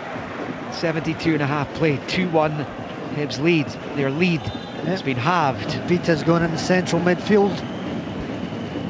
There you go, solves that. It is a free kick Jordan Smith to take. Perhaps didn't look too clever at the Celtic goal that has taken them back to within one. Long ball out on the far side. Nikola Kukarevic is on pace, done well to hold it up and knock it infield to Campbell. His ball forward cut out by Sloop. Nelson McGregor. The Hibs fans wanted a free kick for handball at the edge of the Celtic box there. And it's Hibs who have it. Now Bushiri. Big test of Hibs' character here, and they've come through most tests recently, but that's a poor ball out of defence by Iredale, and now it's Johnston, and he's got it down the right hand side of the box for Kuhn. Wasn't a great first touch, and Iredale slides in and redeems himself and clears out for a Celtic throw-in on the near side. Tremendous recovery tackle from Iredale, gave the ball away but instantly good reaction. He gave that ball away though, and it's one of those ones he dived into the tackle, and had he not got that ball perfect, it was a penalty. Yep, time had to be perfect. It was, thankfully for Hibs. Trusty for Hatate, out to Jota on the left hand side, level with the edge of the D of the Hibs box, back to Hatate, now to McGregor driving forward in the Hibs penalty area, pulls it across, blocked by Bushiri. He's done that a few times this afternoon. Miller, wasn't a great touch, but he's fortunate Campbell's there to ensure it didn't come Jota's way. As Trusty goes all the way back to Schmeichel. Bushiri's going to be coming off soon as well. I think he's another player who's really struggling there, I think, with cramp. Jota has it on the left for Celtic with a little over 15 to play, but flag's gone up on this near side against Jota. Free kick Hibernian. It'll be a long 15 minutes for Hibs. Plus. Can I try? We should say this just now, actually. We're talking about the amount of offsides and the fact that, you've run offside again. Hey, defensive coaches, they work really hard on these offsides and making sure that you come out at the same time. And just on that occasion there, the entire Hibs back line came up in a line with the hands up saying, yeah, he's offside. And it made the assistant referee pull his flag up. It was actually really well done there. It's such a risk and reward tactic, isn't it? And it's, well, as things stand, it is reward for Hibs right now. What you often find towards the end of the games, one of the defenders gets tired or switches off, and all of a sudden offside line's broken. Boyle giving Carter Vickers a hard time, and he's put the pressure on enough for Carter Vickers' clearance to go straight to Lewis Miller, right hand side of the box, plays it off Sloop and out for a Hibs throw-in level with the Celtic 18-yard line. It's just one win in 24 for Hibs against Celtic, and in fairness to Celtic, that was a kind of meaningless game at the end of the season a couple of years ago. They lost 4-2 here. So this kind of result, if indeed it is a result by full time, has not come along very often. In comes the long throw-in. McGregor didn't know what it was, neither did Carter Vickers. Hibs player goes down. Stephen McLean has not given the penalty though. Well, that looked like there may well be a spot kick coming their way. Kukarevic went down. Celtic come up the other end. Jota's in the box. He's at the byline. He can pick and choose. He shoots. Blocked by Bushiri on the line. Sensational. An incredible passage of play from one end to the other. Jota set to make it 2 apiece. But Rocky Bushiri, who's injured, he's coming off any second now, has blocked it on the line after Jordan Smith was beaten. Jota's ready to celebrate the equaliser, but it stays. Hibs 2, Celtic 1 in Leith. What an incredible piece of play there. Absolutely extraordinary. Just thought the Hibs were going to tap it in. We can't see from here if it was a penalty or not, whether it was a push or not. I'm sure they'll have a look at it. No penalty, Pat. No penalty. But there's no way through the bodies we can see that from here. Not a chance. The Hibs fans thought it was, but then they would too. But what about Bushiri on the line? That was such a brilliant. What about Jota? What a piece of play from Jota. He's ran from the halfway line. Superb. Bushiri getting a standing ovation for that. Too right. I mean, Josh Campbell's got the 2 goals. If Hibs go on to win this game 2-1, Campbell will get a lot of headlines, but Rocky Bushiri, that's essentially a goal. I mean, that's wonderful defending from the Belgian as he makes his way off. Of course, Congolese international, born in Belgium. He's had his difficult moments in a Hibs jersey. And who'd have thought 3 months ago, if he'd said Rocky Bushiri would be getting standing ovations at Easter Road in a few months' time? Utterly deserved ones at that. Yeah. Thing is, he's gone off. He's been absolutely brilliant. He's just saved Hibs there, but he's off. Yeah, it's Nick Pateta who's come on for him. They'll miss him. They'll definitely miss him. Nick Pateta's been out injured and was part of a Hibs defence that was leaking loads of goals. It was a back four back in those days, beside O'Hara. And those two got Iredale for company. Engels with the corner, outswinger with the right boot. Jota misses it. Hatate, left hand side of the box, to pass it back the way to Schlupp. He's got it through towards Carter Vickers. It spins and Campbell gets onto it. Campbell trying to hold off Engels. Out of play it goes, and then Engels pushes Campbell when they were both off the pitch there as he tries to get the ball back. And suddenly the two players going head to head down there. The fans are all on their feet. What a game this has been. And Hibs are 11.5 minutes plus stoppages away from a rare victory over the champions, who have a throw-in level with the Hibs 18-yard line on this near side. Johnston takes it and bowls it back to Carter Vickers. Just inside the Hibs half, squares it into the centre circle for Trusty, who finds McGregor. Little ball to his left for Schlupp. It is 2-1 Hibs. It is on a knife edge though. Make no mistake about that. Johnston forward to Kuhn. Might have been in an offside position there, but Kuhn's on it here. Right hand side of the Hibs box. Rolls it back the way to Trusty in the central position. Short to his left for Schlupp, then to Hatate. Hatate sizes up the Hibs box and elects to play it short to his left for Jota. Hatate looking to get back onto it. Miller for company. Miller sticking to Hatate. He's just outside the box. Rolls it back to Jota. Jota, no misunderstanding with Schlupp. McGregor almost got onto it. Miller clears and dumps it out for a Celtic throw-in level with the Hibs 6-yard line over on that left-hand side. This is hard work for the hosts right now. It's constant pressure. Celtic trying to move it as quick as possible. Hibs just trying to keep their shape. Concentration levels key. Last 10 minutes, and you're getting tired. You've got to keep talking, encouraging each other. Kuhn forward to Engels, and then to Kuhn. If you want any team news from the other 4 matches taking place in the Premiership, go to the live text at the BBC Sports Scotland website for all of that. Confirmation of it once we're done here. Jota, left hand side of the Hibs box, gets the cross in, it's too high for Engels, away by Cadden. McGregor keeps it alive and finds Kuhn. Celtic rapping on the door here. Johnston pulls it across. Smith with a block. Engels with the effort and another block. Sees it cleared out to this near side. I think it's Lewis Miller who's put himself in the line this time. And it's a Celtic throw-in, and they're not able to take it quickly enough for their liking, because Miller has taken a sore one, presumably from blocking that previous shot from, I think it was Engels. But in the final 10 of 90, Hibs 2, Celtic 1. Doesn't look to me, a number of Hibs players have gone down with like cramp, and the Celtic fans are fuming. They've tended to get substituted afterwards. They are exhausted, every single one. They've had to put such an incredible amount of energy into this, not just mental, not just physical, but mental as well. But just looking at this line here, I'm not a betting champ myself, but I bet the bookies are still saying 2-2 is the most likely finish here, because Celtic are being battering at the door. Just relentless. Celtic. Jota, every opportunity they're feeding Jota out there. He's delivering in the box, is always quality. Hibs trying to break the momentum. There's been some wonderful results in this run that Hibs have had. The Edinburgh Derby at Tynecastle sticks out like a sore thumb, of course. That battle with Rangers here at the start of last month. The win at Pittodrie, beat Aberdeen here as well. They are unbeaten in 12, 1 defeat in 15. If they go unbeaten in 13, it will be the first time across all competitions as a top flight club since 1978.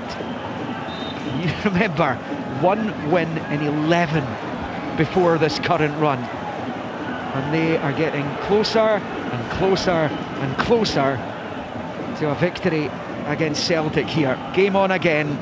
82 on the clock. Hibs 2, Celtic 1. Hatate back to the edge of the centre circle for Trusty, who squares it to Carter Vickers. Out to Johnston on the right hand side. Faced by Cadden, goes back to Carter Vickers. Shuffles it to Trusty again. Trusty to Sloop, still the Hibs players chasing them down. It's been a tireless performance from them. Celtic have to get the ball out to Jota there. Miller's struggling. He's been marking one of the best players around in Scottish football. They've not got the ball out to him. Here's Engels. He's looking for Johnston. Has he kept it in? He's pulled it back, and Midas put it home. Midas put it into the net, but was the ball over the line? It looked like it was over the line. Midas smashes it home, and Celtic have drawn level here with 7 minutes to go. But it'll be interesting to see if Johnston kept that in before he fired it across. Maida gets his second, and as it stands, it's Hibernian 2, Celtic 2, and the champions have come from 2 behind. Well, he didn't cover himself in glory with the cut in there, the keeper either. Look, it was a zip ball in there. They will have a look at it. It's very, very close. I mean, part of the ball will have been over the line. It's whether the entire ball was over the line, and we're going to find out very, very soon. This is an easy one for VAR. It's been given. The goal's been given by the looks of it. Stephen McLean's just pointed at the centre spot. The Celtic fans celebrate, but he's obviously been intimating something else, because that was not to confirm the goal. They are still checking it. Maybe checking other parts of it, not just the ball out of play, but it's once again, it's tight, it's inches. What a moment this is. I mean, this game has had so much to talk about. You can do well to pick the bones out of this afterwards, but the confirmation will be coming very soon. The ball's out of play. This isn't going to count. This goal's not going to count. It's going to be a goal kick to Hibs. This goal will not stand. It's still Hibs 2, Celtic 1 here, and the decision will be a goal kick to Hibs, and the roar comes from the home fans because they are still in front. Hibs 2, Celtic 1, no goal, ball out of play. This game's got everything, hasn't it? Instantly I thought it was out of play. That was my reaction. Yes. Yeah. We can get that wrong from here, from a distance. It wasn't too far out of play, but you did say right away during the commentary that that's out. But the linesman was in actually a good position. I'm surprised he never. To be fair, I actually think he went to raise his flag and put it back down again. But you know, hey, that's why the good Lord invented VAR. Yeah, well, those cut and dried things when the VAR looks at it, it's absolutely the right thing to have. As Nicky Cadden picks up down the left for Hibs, still 2-1 up they are. Deep cross from Cadden. Campbell heads it back, looking for Miller, but Jota nicks it off him. Jota now driving forward, Miller desperately trying to stick with him. Jota releases the ball, switching it out to Kuhn on this near side. Kuhn controls, low ball forward, Maida goes after it, his goal chopped off, his little back heel to Engels is cut out by Obita, and it is cleared. Incidentally, the change that Hibs made earlier on, Junior Hoylett coming onto the pitch that was just finished all kicking off. The Canadian down below us is on the park. It remains 2-1 here to Hibs. As they look to try and see this out now, and the seconds are ticking away. Hoylett, of course, came on with Martin Boyle coming off another who ran himself into the ground. It's with Iredale here. He almost showed too much of it to Maida. He managed to release it to Ekpiteta. Long ball from the Hibs substitute. It's pretty aimless. He's got rid of it. 4 minutes to play of the 90. Hibs 2, Celtic 1. I mean, you can't. We can't take. You're listening, so you don't have your eyes on it, presumably. But we can't take our eyes off this. You probably can't stop listening to it, because this game has had drama after drama after drama. You just can't stop watching it. And there's going to be more chances, I'll guarantee that, before the final whistle. And there's going to be more than, well, there's going to be quite a lot of time added on at the end. There's been a few injuries, quite a few Hibs players down as well, and that VAR check. Here comes Celtic. Triantis brought Engels down off the ball. Kuhn continues his run. Nicky Cadden with his slide challenge wins it back for Hibs though. Nicky Cadden has been outstanding, not only in possession of the ball, out of possession. His defensive work has been superb. Long ball, Hatate gives chase, but it comes all the way through to Smith, who holds on. He's got to go to ground there, the keeper. grab the ball and just fall on the ground. They usually do. Yeah, a couple of minutes or a couple of seconds extra to give his team a little bit of respite and also a chance to push up a little bit. As it stands, Hibs will leapfrog Dundee United and go to within a point of Aberdeen. Those two in action, 3 o'clock, open all mics. Aberdeen, Kilmarnock, Dundee United, Motherwell. There's Rangers, St Mirren and Ross County, Dundee as well. St Johnstone, Hearts tomorrow. There will be a split for the rugby at 3 o'clock on medium wave, on digital, on extra. England, Scotland in the Six Nations. Scots look to win a 5th Calcutta Cup on the bounce. Celtic chasing with Jota. The flag's up, as you heard from John in the background, and we are just about on 88 minutes here. Hibs are so close to the victory they can just about touch it now. I can know what some of the Hibs fans are saying. With 2 minutes to go, 2-1 up, might get a draw out of this. There'll be plenty who will be thinking that. Yeah, exactly. Thinking, no, we can't lose it now. But the stoppage time, and there's 2 of the 90 left, is going to be 8 minutes. That's what I thought. That's a long time for those Hibs players. So there's 10 left of this. As it stands, minimum of 8 minutes being added on at the end. I think David Gray's looking at the guy saying, 8 minutes? You kidding me on? Par for the course, that. Sloop with the long ball, the header away by Ekpiteta, and he's found Triantis. Lofted ball forward by O'Hara. Carter Vickers with the header underneath it. Johnston, he heads forward though, it's cut out there by Obita. And now it's with Hoylett. Lovely touch by Junior Hoylett. He's got that in his locker as the veteran comes down the left, taking on Carter Vickers. He's managed to get the beating of Carter Vickers. He's at the byline. Hoylett across. Schmeichel just about spilled it, and Campbell, who's on a hat-trick, was trying to snap it up. Terrific play from Hoylett. Beat Carter Vickers, out-muscled him. Doesn't often happen. That's a collector's item. Up against his Canada international teammate Alistair Johnston as well down here on this near side. Hoylett. Here comes Engels though for Celtic. Clip ball forward. Johnston's going to give chase. It skips through to Iredale though. Gets his clearance away out to the near side. Hatate with a nice little touch. Then Kuhn. One back by Obita. Still Wilson's coming on Obita in that midfield position. Pukarevich surely was fouled. He was, but the ref's allowing an advantage here. Hibs at this stage might prefer the free kick. The Hoylett finds Cadden. Cadden back to Obita. Smashes forward towards Campbell. Might well have been offside anyway, but it's gone out for a Celtic throw-in. Yeah, flag's gone up. Free kick will be given. By the way, Cadden, just there, when he got the ball, and everyone else would have just lashed it. No, he didn't. He kept it. He held it. He got his teammate in the play and gives Hibs another chance to break. Alistair Johnston through looking for Maida. Cut out though by Iredale, who clears. Nicky Cadden there, heroic performance again. There's the 8 minutes confirmed. You can imagine how well that's gone down amongst the Hibs fans. Here comes Celtic, Kuhn giving chase. Iredale gets there first and slides it out for a Celtic throw-in. Level with the 18-yard line of the home team. Johnston over it. Hibs 2, Celtic 1 in stoppage time. Those two Josh Campbells at either end of the first half, the difference right now.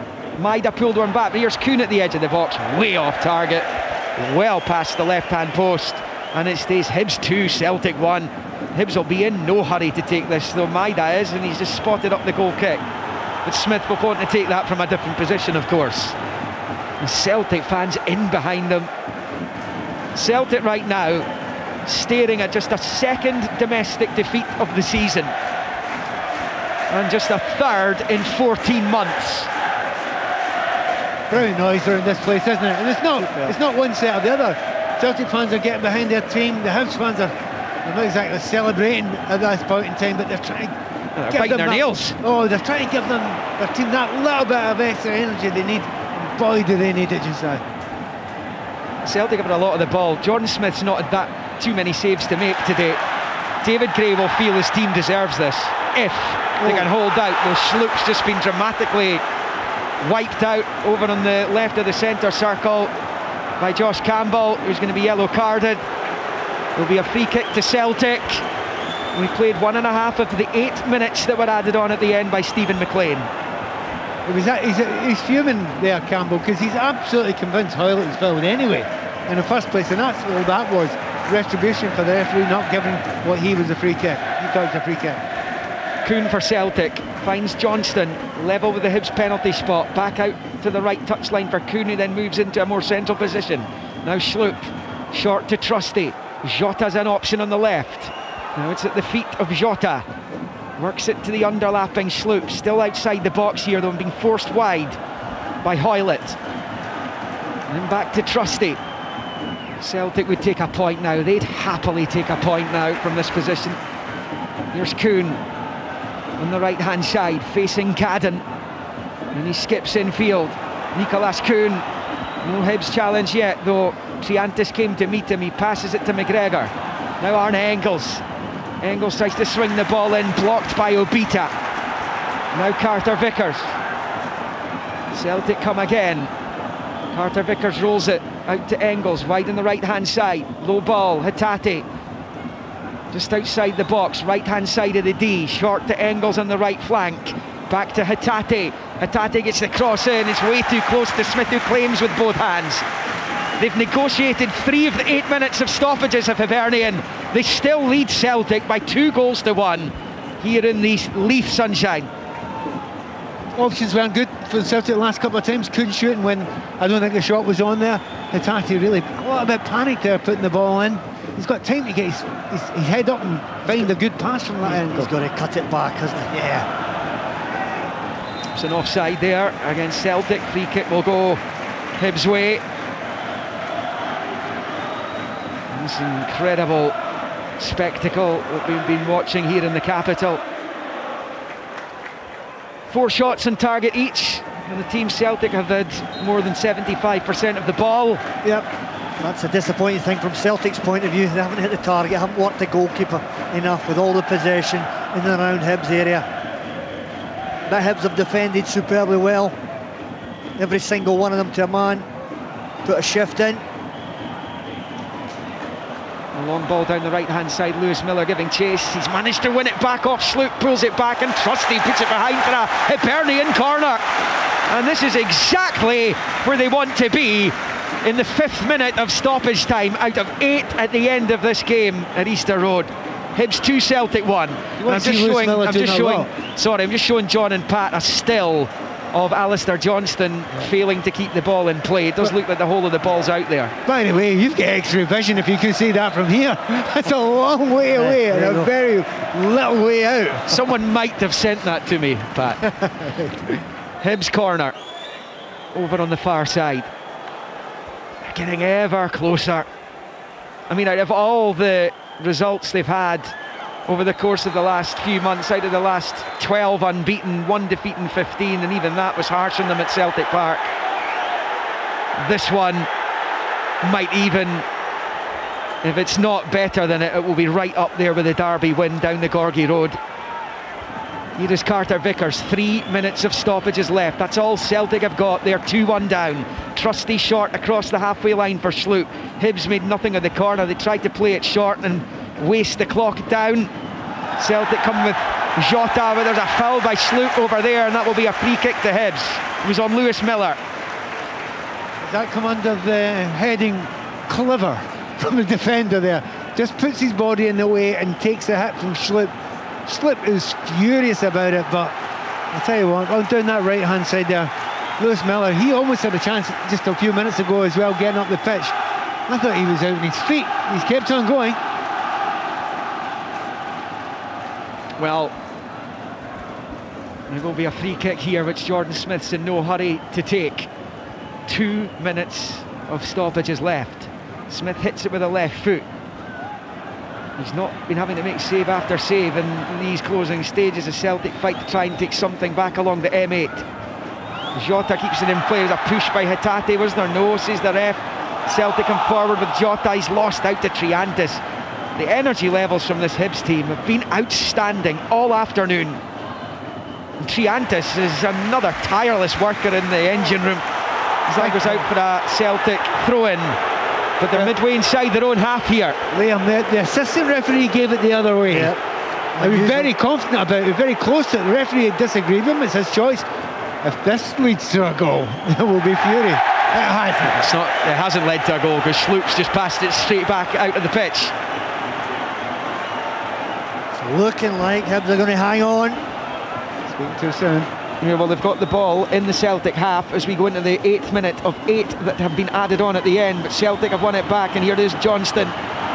Kuhn on the right. Celtic were hit late against Bayern Munich the other night in the Allianz. Can they themselves hit late here like they so often have? Long from Kuhn, looking for Maida. Hibs clear. Engels is on to it though. Engels tries to cross, blocked by the ever-impressive Triantis, and walloped clear by Jordan Obita. Anywhere will do. Seeing a lot of what Obita's done there at Twickenham later on this afternoon. You take the words out of my mouth. There's Josh Campbell. I mentioned he'd get the headlines for his 2 goals, but Rocky Bashiri cleared one off the line. I mentioned Triantis, we mentioned Nicky Cadden, we've mentioned Lewis Miller. They've been heroes to a man. Those Hibs players. Goes out for a throw-in on the far side, 2 Hibs. I mean, the Hibs fans know this game's won now. Looks like it's in the bag. 3 points. And what a 3 points it's going to be. Throwing on the far side. Lewis Miller's not in a hurry to take it. I make it, we've played the 8 minutes. And Stephen McLean's full-time whistle in front of 18,500 people here will be met with massive cheers from the home fans, because they've slayed the champions in the Port Elite this afternoon. An incredible performance. An incredible Hibernian performance. And the Hibs supporters celebrate all around us. A statement victory against the runaway league leaders and champions, who huffed and puffed in that second half but could not find the equaliser. And those 2 goals from Josh Campbell at either end of the first half have been enough to win the day for David Gray. And one of the biggest Hibs legends of all has turned the ship around spectacularly before today. We knew that. But this win is something else for them. Maida's goal made no difference. Celtic still had plenty time after that. Jota had one cleared off the line by Bushiri. And Maida had the ball in the net, though, was ruled out because Johnston couldn't quite keep it in play at the byline. Despite Maida looking like he'd drawn Celtic level, it wasn't enough. And it's just a 2nd league defeat of the season for the champions, and just a 3rd domestic defeat in 14 months for them, as the Celtic players make their way towards the tunnel. But this is about Hibernian, and they've just gone unbeaten in 13 matches in all competition as a top flight club for the first time since 1978. That tells you where they are right now. It tells you the job David Gray's done here. Because I keep going back to his post-match interview when they lost to St Mirren here in November. It looked at that point, despite his belief that he could turn it around, that he was going to be on his way out. But he has turned it round and some. And this is a victory that takes them above Dundee United for now, and to within a point of Aberdeen in 3rd. After that St Mirren game, they were bottom of the table. It finished here in Edinburgh, in the sunshine. Hibernian 2, Celtic 1. Football from Sports Sound. Brilliant drop of the shoulder! What a goal! From BBC Radio Scotland. There's no substitute. Yes, what an incredible match to kick things off on Sports Sound today. A fantastic victory for Hibs. It was a really good game. There's some fantastic passages to play there, lots of drama, and something you don't often see there in the final whistle. Brendan Rodgers having very strong words there with the match officials. Let's get final thoughts then from our 2 pundits at Easter Road before we go around the grounds ahead of the 3 o'clock kickoffs. John Collins, first and foremost, what a magnificent game of football. It was. Hibs got off to a flyer, early goal, and then the second goal just before half time. You couldn't have written a better script from David Gray and the Hibs players. They had to dig deep second half, players putting their bodies in line, block after block. Celtic huffed and puffed, I'm going to say, in the final third. The quality was just not there. 4 shots on target, I think, for all their possession and domination. Probably not good enough from Celtic's point of view, but Hibs, massive 3 points, keeps a run going. 13 games So all credit to the manager, all the players today. It was a team performance. Difficult to pick one individual of Hibs. The goal scorer will get the plaudits, but everybody put a shift in there for Hibs defensively today. What a result. There was one passage of play there, Pat, that summed it up for me. Hibs were claiming for a penalty. It wasn't given. 20 seconds later, Jota, a terrific run, and what defending on the line by big Rocky Bashiri. Yeah, I mean, that did sum up what the game was like. The Celtic had vast periods of possession. Celtic played quite well today. Okay, they're not going to be 100% after what they went through during the week, and Hibs actually had a week off, so they had a little bit more energy to go and fight it. But I'll tell you a little story, tell you something. Well, the Hibs fans love Sunshine and Leith, and there's a great rendition of it. Celtic fans, I would say 95% of them, stood there at the end and applauded their team off after a defeat. That shows you. That's two good games. They're talking about advert for Scottish football over in Bayern Munich. Hey, this was a cracker of an advert for Scottish football today. Yeah, it certainly was. And just seeing the pictures coming into the studio here, David Gray on the touchline, every one of his players getting a big hug from him as they leave that pitch. Great from both teams today. What a start to the action. We have plenty more to bring you. We're on the radio right through until 5:30, and we're on the telly, BBC One, from 4:30 until 5:20. I've been joined in the studio by Leanne Crichton and Rory Lloyd. Good afternoon to you both. That's going to take some beating, but looking at the 3 o'clock kickoffs, which game stands out for you? Good afternoon, Kenny. Yeah, we'll take some beating, but we've got 5 or 6 games we're covering, so hopefully one of them stands up to it. Game of the day for me is Ayr against Livingston, second against third in the Championship. Good win for Falkirk last night. Ayr and Livy hot on their tails. Does a defeat for Livingston take them out of the title race? I'm not quite sure. A lot can happen, but game of the day for me, Ayr against Livy. It's a hard one to beat, if I'm being honest, Kenny. Certainly Falkirk's result last night has teed that one up nicely, and they find themselves probably as relaxed as they've been for a number of weekends. Falkirk, John McGlynn, I'm sure, will be switching off and enjoying it. Being at Fir Park last week, I think there's a few games out there, but the new manager in at Motherwell, away to Dundee United, who have been pretty close contenders this season in terms of their league form and league position. I think it's a big one. I know the manager's not had an awful lot of time to work with the group, but I think you've got to see a change in Motherwell this afternoon. You've got to see that there's been an early warning shot, that the result last week 3-0 at Fir Park is absolutely scandalous against Ross County, who, by the way, deserved it, but their form on the road, as we know, hasn't been anything to write home about. So look, that one for me, I'll be keeping a close eye on it, but we've got a cracker of an afternoon, so many games. Yeah, really looking forward to it. Let's then take you around the grounds. First stop, Ibrox, Rangers up against St Mirren. There's the option of online commentary from Ian McCall and Kerridine Idsan. Billy Dodds is on open all mics duty. Good afternoon to you, Billy. You can bring us the team news there. Afternoon, Kenny. Yes, a bit more of a buzz around the ground after that Celtic result coming through from Easter Road. Rangers make 2 changes to the team that won 3-1 at Tynecastle. In comes Cyril Dessers and Robin Propper. They take the place of Tom Lawrence and John Suter.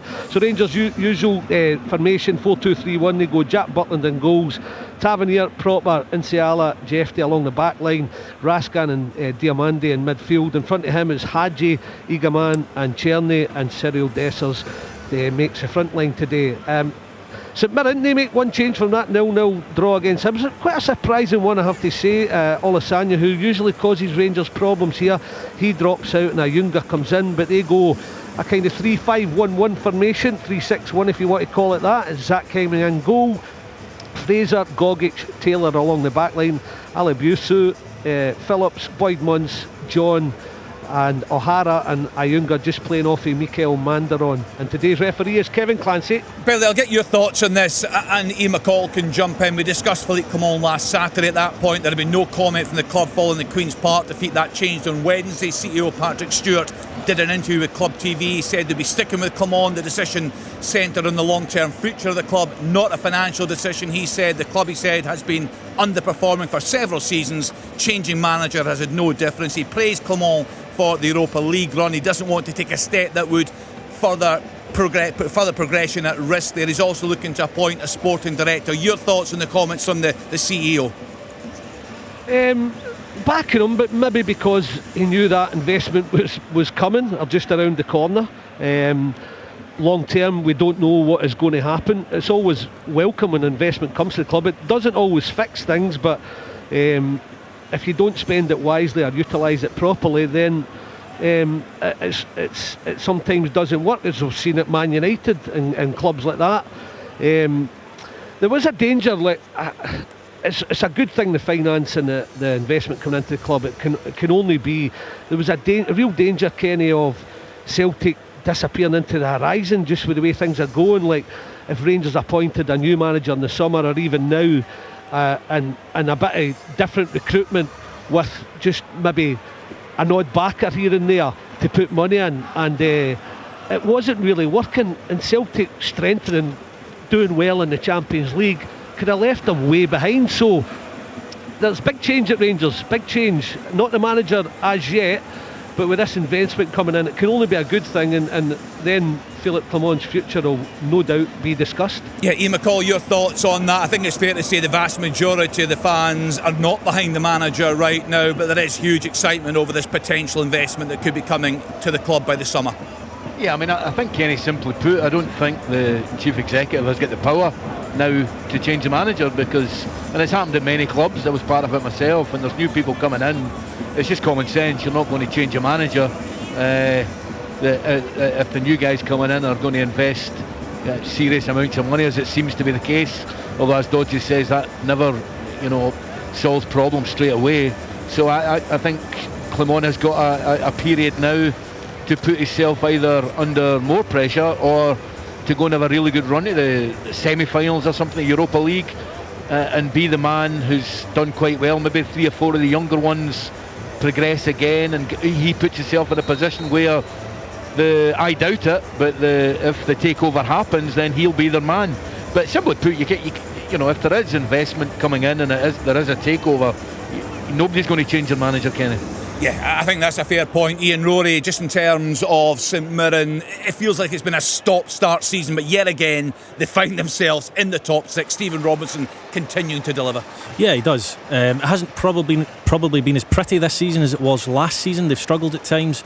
I was at the game last week against Hibs. They were okay in spells, but they're still managed to be in and around the top 6, and I genuinely feel that, especially with that result at Easter Road, I think that'll put a little bit extra pressure on Rangers today. They'll know they need to go and win the game. If I'm Stephen Robinson, I'm telling the players, go out there, right chance of winning. But I am surprised Olasanyo's not in the starting lineup. I have to say, he's a terrific player. I don't know if he's maybe nursing an injury, but I'm sure a younger in his replacement will do a great job. There's the option of online commentary of Rangers against St Mirren with Kerry and Idsan and Ian McCall. Billy Dodds will bring us all the news on Open All Mics. Alan Preston will do the same from the game at Tannadice with Dundee United up against Motherwell. Good afternoon to you, Alan. You can bring us the team news there. I will, Kenny, and I'll start with the away side. Michael Wimmer, the new German manager, ex-Austria Vienna. He makes 4 changes. He's not been in place more than 48 hours, really, and makes 4 changes from the team that lost last week. Out go Balmer, Thompson, Watt and Slattery. In come Casey, Wilson, Mats Vernisse and Kutromabis. He'll come in as well as right wing back, so they'll go Balcom in the goals,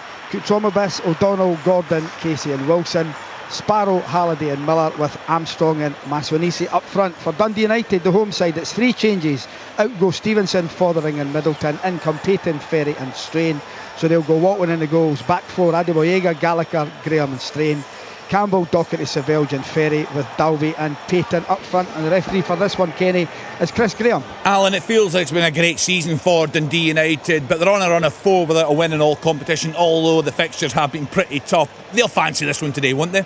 They will, but you would imagine that Motherwell will get a real lift to the new manager coming in. But Dundee United, as you said, no wins in 4, 1 win really in 7, but they're sitting pretty in 5th now with Hibernian getting that great result there. A chance to go back to 4th, possibly even 3rd. So they'll fancy their chances here today. But Motherwell, now that they're getting Miller back, the manager had a real strong word with Halliday and Miller before they even went in to get changed. You could see him speaking to him and pointing on the pitch where he wants them to play. So this is going to be an interesting afternoon. Let's see if he can make an immediate impact as a manager. Yeah, Leanne, I think they need it. They've looked like a team badly in need of direction. You touched on it earlier on, that the defeat at home to Ross County, very poor last weekend. Really interesting to see what they look like under the new manager. Yeah, absolutely. I think it's been a tough spell for Motherwell. A lot of change in quite a quick period of time, albeit the league table at the point all that change came, it wasn't looking too bad. Stuart Kettlewell's position, obviously the manner in which he left the club, I think the injury kind of crisis that's gone on throughout the season, and it's probably for a point being overlooked, the amount of players that have been missing, especially during Stuart's time there as well. they did look as if they would get players back last week, and performance-wise you would have expected a lot more at Fir Park as well, and I just thought across the pitch they looked really lost, no identity about them defensively, really weak, really frail, didn't carry a threat going forward, not enough of a threat certainly to get yourself back in the game when the chips are down. So look, big afternoon for them. I think performance levels from the Motherwell fans this season and beyond have been brilliant. They really have backed the club, and I know Stuart in his time he's felt there was the abuse or whatever was directed at his family, but in terms of the numbers and the backing and the way that the supporters have got behind the side, it's been there, and no doubt they'll be there again in their numbers this afternoon. And I know in recent weeks, Kenny, we've had some Motherwell fans on as well and speaking about the club situation, so they'll be expecting a response from the group and hope that they can certainly drive things in the right direction now. Well, let's hear from the new Motherwell manager, Michael Wimmer. He's been speaking with Jane Lewis. Michael, welcome to Scotland. How much are you looking forward to your first game in charge here? What are you expecting? Oh, nice to meet you at first. Yeah, I'm interested to see what the guys are bringing on the pitch, how we implemented the first ideas, and yeah, so I'm very interested. What kind of ideas have you implemented? Because we've all heard how you want to see the team play the game, but it's very hard when a new manager comes in and maybe you've only got a few days to try and prepare for a game and put your plans into place. Oh no, I think it's important that we find the balance. We had only 3 training sessions, and so it's not so easy to bring the whole ideas into the team in 3 days. But we talked about the principles, and for me it's important that we are with a high intensity, that we try to play high intensity, and that we have passion and energy on the pitch. And these are the first important things. I think all the other things is too early and it took time. And have you seen some of that in training already, even though it's only been 3 sessions? Yes, we had a good trainings week, and I saw a lot of energy. I saw the guys are working hard, the guys have energy, the guys want to play. And though it was also difficult to find the starting 11, but now it's for me important to get a picture, and also it's so interesting to get a picture of the game, and then we will see. And after the game, I can work with this impression. Can you give us an insight into how you'll line up? What kind of style you will adopt for formation and that sort of thing?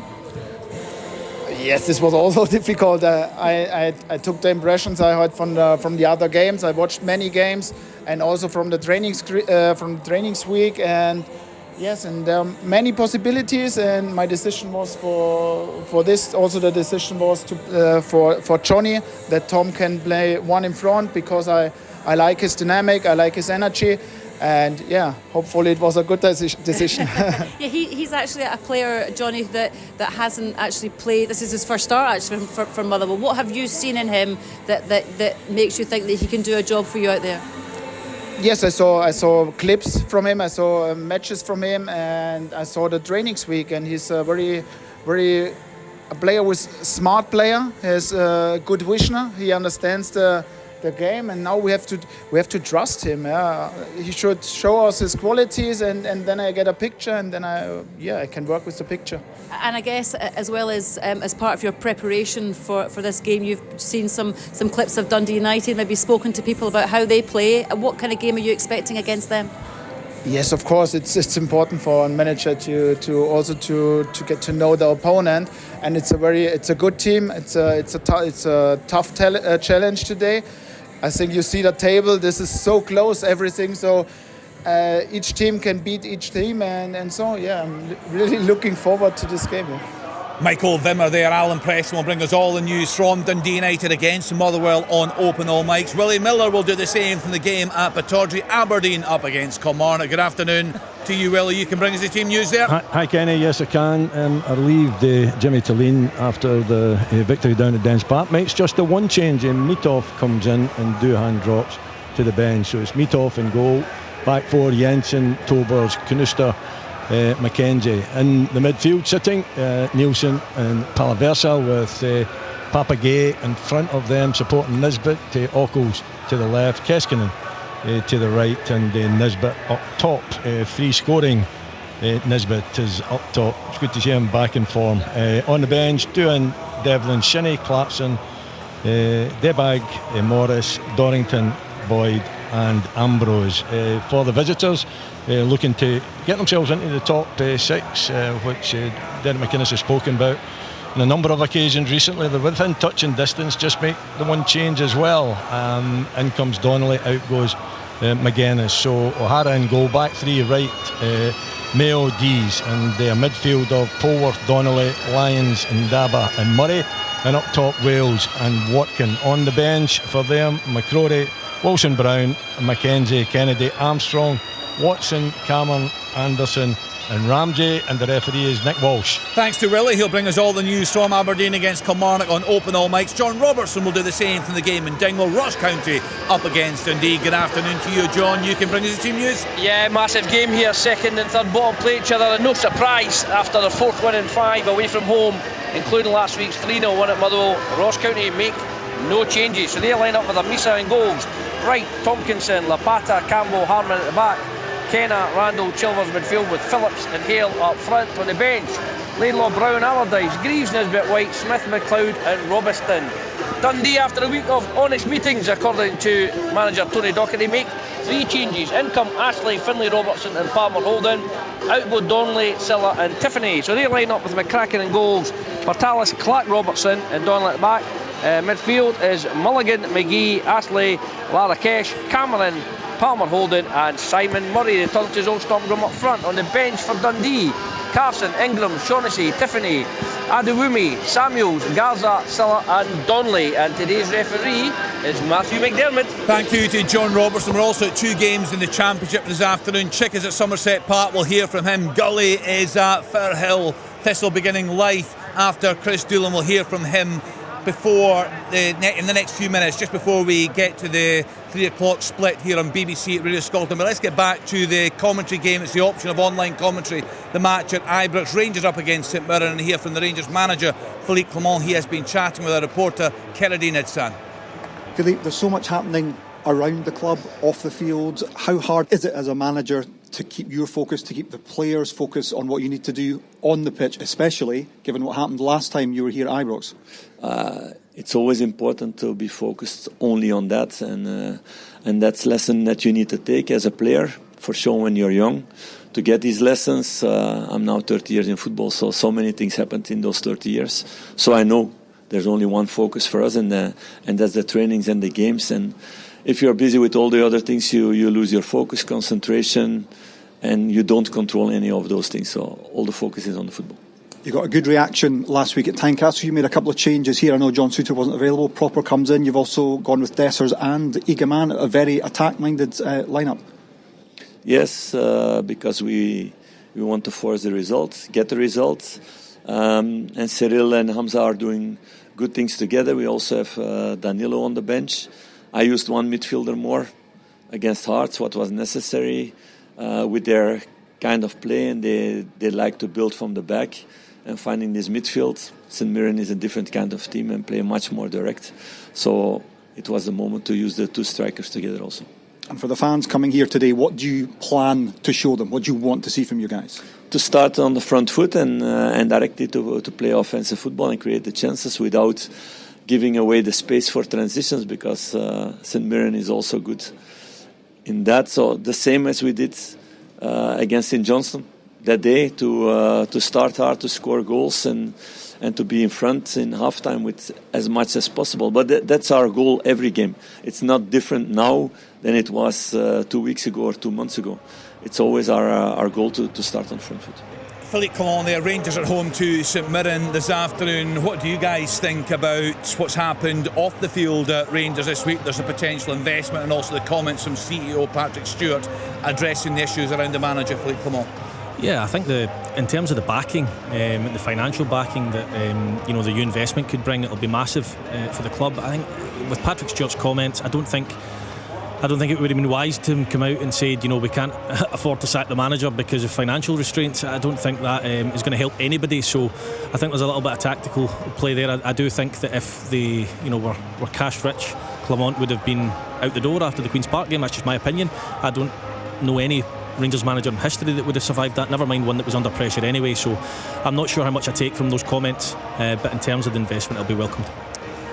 I think the investment itself, yeah, a lot of fans will welcome it. I think it will divide opinion, as we've seen American owners at times don't always hit the ground running. It doesn't always make for the better, but the financial element is the one thing that is going to raise eyebrows, and what that will look like, I'm sure we'll kind of start to understand that a bit more, Kenny, as time goes on. Rory's right, I don't think any Rangers manager would have survived the way Philippe Clement has, but the reality is that European football has been Rangers' saving grace over the last number of years. Their form has looked very different in Europe than it has done domestically, and he can only thank his blessings that it's been the same this season, and he does still have an opportunity to progress the club. So for him, he remains in a job, but I'd be very surprised, and I've said it before, that he would be the man to take Rangers forward next season. Yeah, big day for them on the park. A choice of listening now. Stick with us on BBC Sounds 92 to 95 FM for open all mics for full commentary of Rangers against St Mirren. That's available online only, bbc.co.uk/Sports Scotland. And if it's a rugby you want, England v Scotland in the Six Nations, live from Twickenham, tune to Radio Scotland Extra, Digital and 810 medium wave. And all of these options are available online.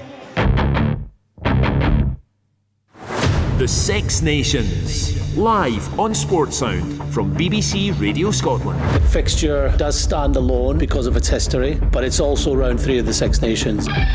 It's going to be a great test match. I think you've got two very good teams. We are on the back of a loss, so that focused our minds. Scotland 18, Ireland 32. The focus is on us delivering a better performance in Ireland, but delivering a performance that can get us a win. We're not looking at what's been in the past.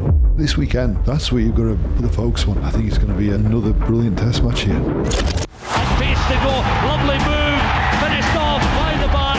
Excellent start here for England. Is that the one that breaks the contest open? England will believe that they still have a real chance. Oh, can he take it? Can Scotland get there? Try, Kevin. And Scotland coming alive. Dynamite pace, a ton of power. England, nowhere. England versus Scotland in the Six Nations. Live on Sports Sound from BBC Radio Scotland.